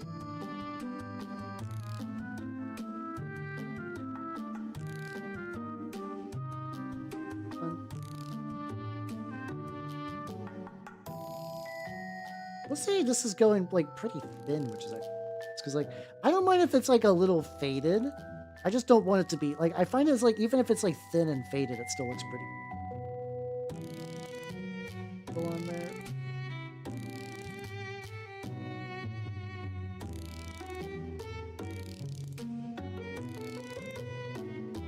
There we go. Got shunned by a larger. Oh, so they must have like turbo retreated there. There we go. Oh, people. Oh yeah, no, like I am not surprised that people RP this in Second Life. Like I said, this is the kind of like, it's a BDSM community that's definitely like older. And as far as I'm aware, I don't think anyone like generally under the age of 40 is actively using Second Life in this day and age. Arguably when it was new, I don't even think it was particularly used by, like some young people did. Oh yeah, I imagine that's the weirdest shit rabbit hole. This is called John Carter. Oh yeah, there was, I know Disney did a John Carter, like, how long ago was the Disney John Carter? Like, it was like a big flop. It was like, I think they actually like legitimately sunk a lot of money into it. I could not tell you if that was any good or not. I thought it was like way older than that. I'm like way newer than that. That might be a fun movie night one, just to see what like a big budget kind of like flop looks like. I'd be okay with I'd be fine with okay. Sometimes okay is good enough. What if I did some like, where's my little drip bottle? 2012. Okay, so it was like around there. And ring came off. I hate this.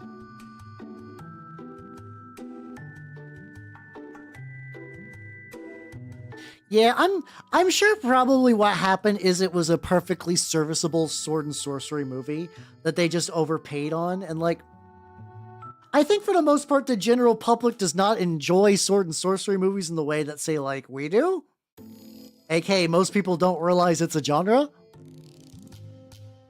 Oh, I remember the Green Lantern movie. Like, I remember it existing. I just don't think I've ever seen it.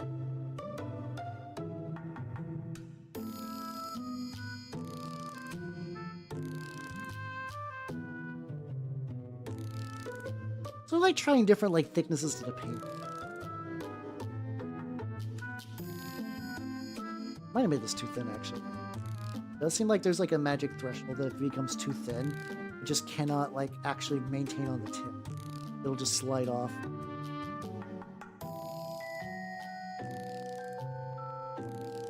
Sometimes I do wonder to a certain degree if I just need to quit being a baby back bitch and just kind of learn how to properly like paint this.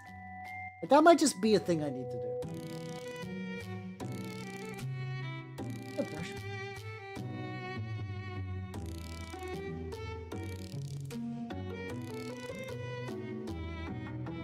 I mean, you know, I guess if you're trying to go for like John Carter, every man was a regular person, and then stuff. I'm gonna try on the back. I like this.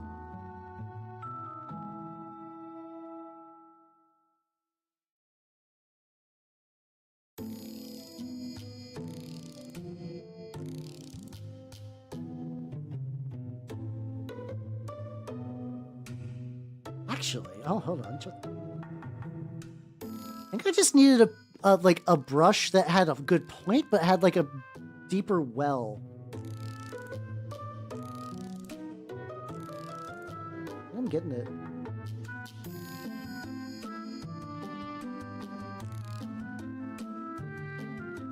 Shit. Oh, fuck. Oh, damn.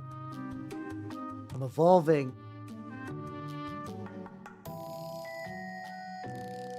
Oh, fuck. I'm doing it. I just needed to like really get it like reasonably thin, and then I had to get it like a deep well.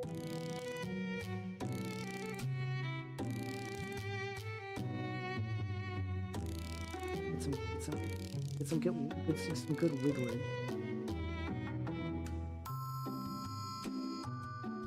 It's not perfect, but it's like definitely that like acceptable level where I feel like pretty good about it.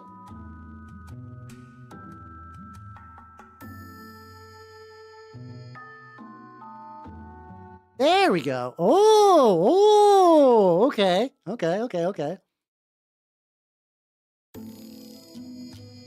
mean, you could try putting some circles. I could try doing like a proper circle too. I think I've been just trying to like do like really basic shit. I did like a...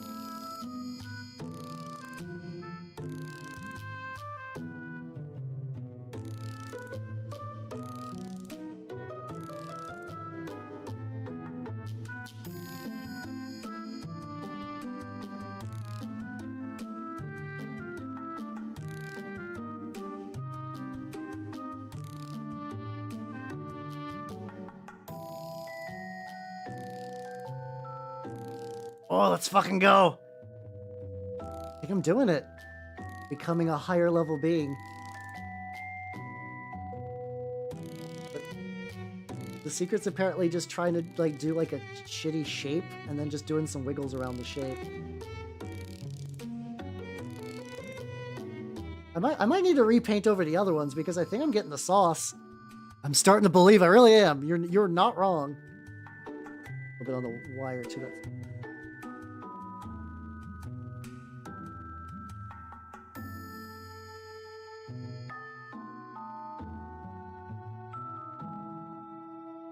So that's making this like bit up top kind of chunky, but if I just kind of go like around it,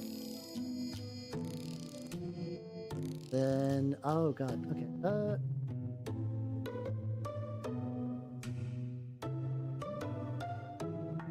There we go.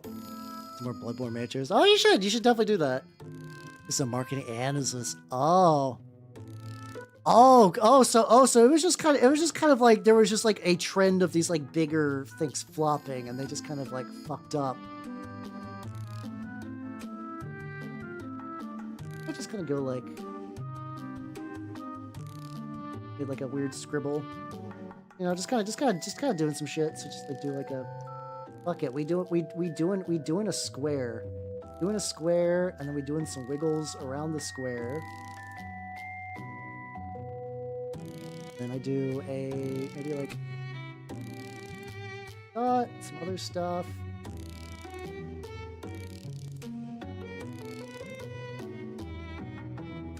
Put it around there.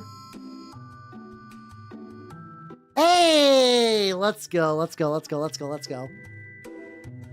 Oh no, they absolutely are. They absolutely are. I think the only reason I didn't is because like was still trying to get used to the idea of even getting like I've been trying to look for shortcuts as way around like doing like the writing just because I just couldn't seem to like, I don't know, it's just I couldn't get like the right feeling to it. Funny thing is I could probably just do like katakana as well and that would just kind of look like stuff. This one, do I want to... It's still kind of just like, also just like add some symbols to it just to fuck around with it.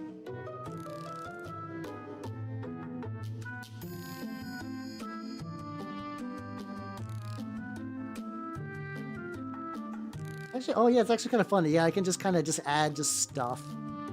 Like Y's with just like extra lines in it or whatever. Hey, there we go. What does it mean? Fuck if I know.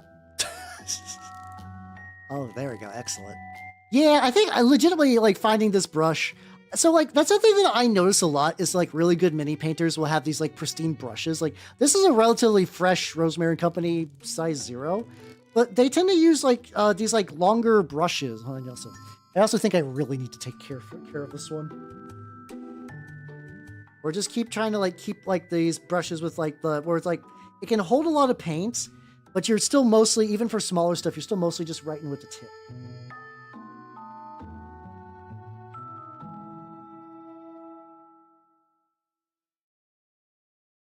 In there. Do a 3 triangle looking things. Little circles are fun. I can't really. So I'll just do something.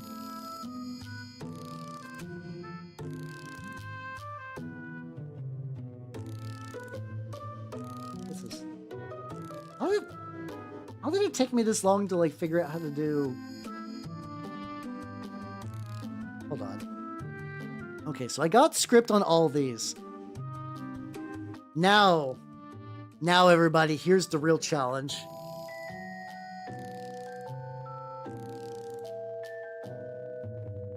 Silver. I'm going back. I'm going to make an attempt. I'm going to make an attempt. Am I silver? I don't know if this is like good radio because I'm like, I'm in that, he's starting to believe, but I'm trying to like, let's just find out.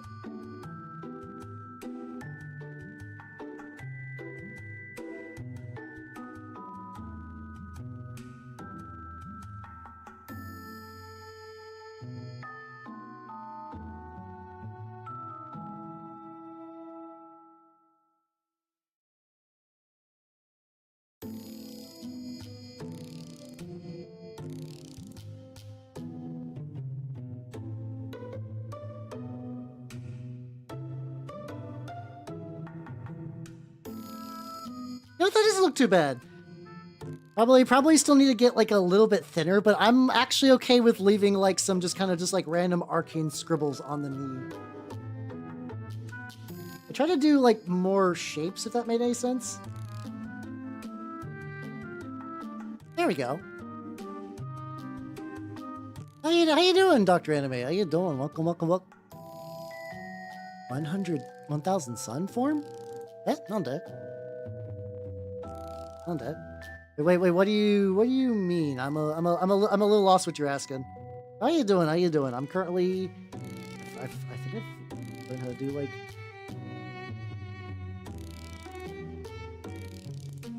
it's still a little thicker than I would like. There we go. Oh, 1,000 suns! Oh, there we go. Yeah, what do you want to know about the 1,000 suns?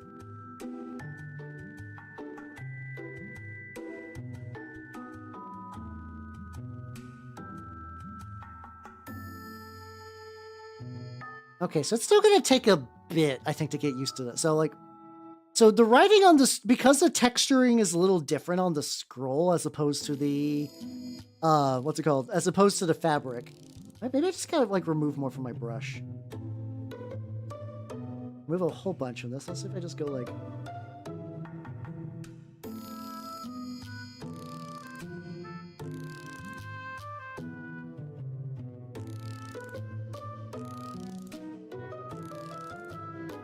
Yeah, I don't know. Oh, fuck.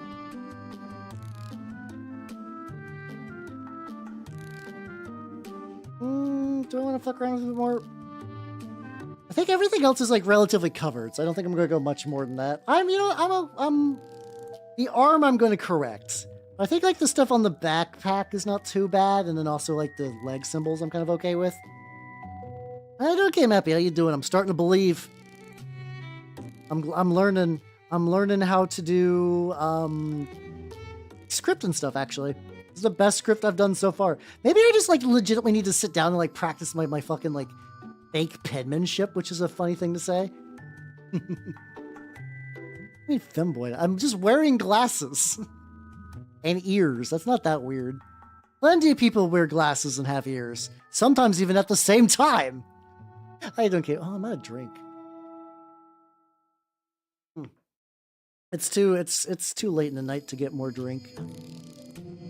Oh, okay, so the skeleton actually has a little bit of metal actually in the eye still. I think that's silver fixed. I got some on the... There we go. Hey, I'm wearing clothes. It can't be naked apron. I'm wearing pants. I got my pants. There we go. I got my pants. See, there we go. Pants. Yippee. I'm dressed. There we go. Let me get, alright, what am I doing?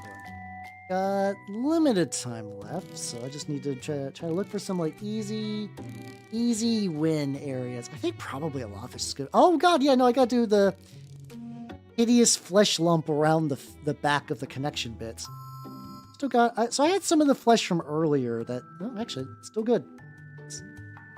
I like it when, yay, wet palettes. I can reuse paint. It's great. Oh yeah. So yeah, effectively, yeah, pretty much they had a really bad mutation problem where they would just sort of turn into horrific, like, flesh monsters. And the TLDRs in the process of trying to fix that, they turned a lot of themselves into dust. Which, you know, hey, that technically fixed a hideous flesh change. Mission accomplished. Good job, Airman. Everyone's proud of you. And no one is holding a grudge ever. Thank you for that, Andre. Give me a quick sec to get that little bit. A little bit.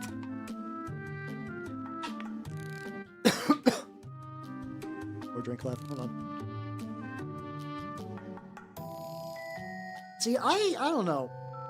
I mean, I have a really weird take where I think Thousand Sons are a cool faction, but I think they fucked up by making Thousand Sons. I mean, not in the lore, I mean G-dubs. Because for the faction that's supposed to be the most influenced by... And I know it's like, the caprice of Tzeentch, the irony. Oh, whoa. I get that. Sure. But at least for me, it's like, okay, you have the faction of, like, you know, change and mutations and cool magic shit, and most of it looks basically the same. It looks basically the same. More demon types would be great. That would be a way around it. And you can't really remove the rubric stuff. That's kind of their lore, and people would get angry. But yeah, the fact that there's just like a lot of their armies, like, what are you? I'm an sullen Egyptian robot man in armor. Like, great. Great. Fucking Khorne has more visual variety. What are you doing?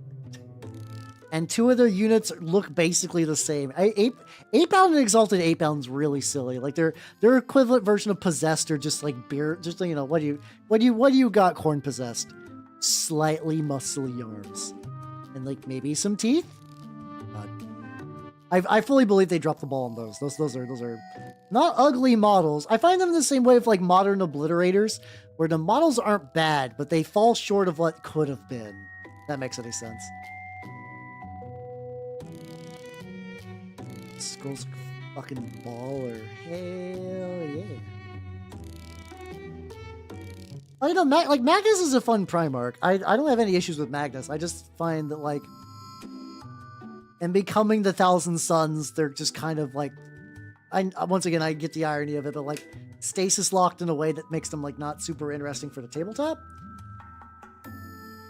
Like it's like if I want my theoretical like ideal Tzeentch army, I actually feel like Thousand Suns would be bad. Like I feel like you'd almost be better off with Chaos Space Marines and just use like maybe like bring in some Rubrics if you feel like it. I mean, you lose access to, you know, like Magnus and stuff like that, but like I don't think that's that big of a loss. You know, I'm okay with that. This top. Let's see it. Actually, gonna remove all these. I was like, these came off more like scratches than I would like. I'm okay with the symbols. The symbols are a little chunky, but they're not the worst. I do like how they make Hellbrutes. That's really fun. Yeah, that could also be a thing too. You like maybe that's what you got to do. You make acolytes that are just like, hey, these are like legionnaires from other legions that came to the Thousand Suns to learn the ways of the arts. Like they're not rubrics, they haven't undergone a flesh change, they're like pretty inexperienced, but they do have like magic potential. And then maybe like you sort of kind of like give them some sort of like trainee or like servant kind of like set up to that.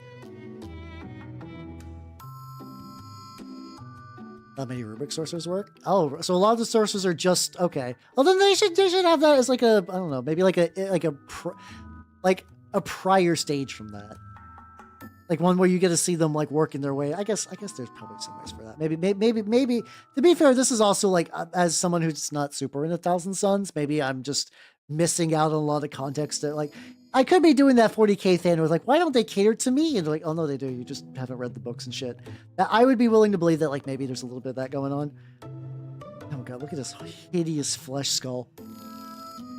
All right. So having the guy get done today was a bit of a pipe dream. However, I have produced a model that I think would look okay on the tabletop if I was to do nothing else. Will I do other things? Yes, obviously. But I'm happy for 4 hours of work. Yeehaw. Baseball from the Become. Oh, shit. Maybe I should read that next one. I'm due for another book series after this one. So yippee, let's go. Let me pause my music. Let's go to the chatting stream, everyone. Screen. So, let's go. And then, wow, thank you nerds for coming. I had a lot of fun.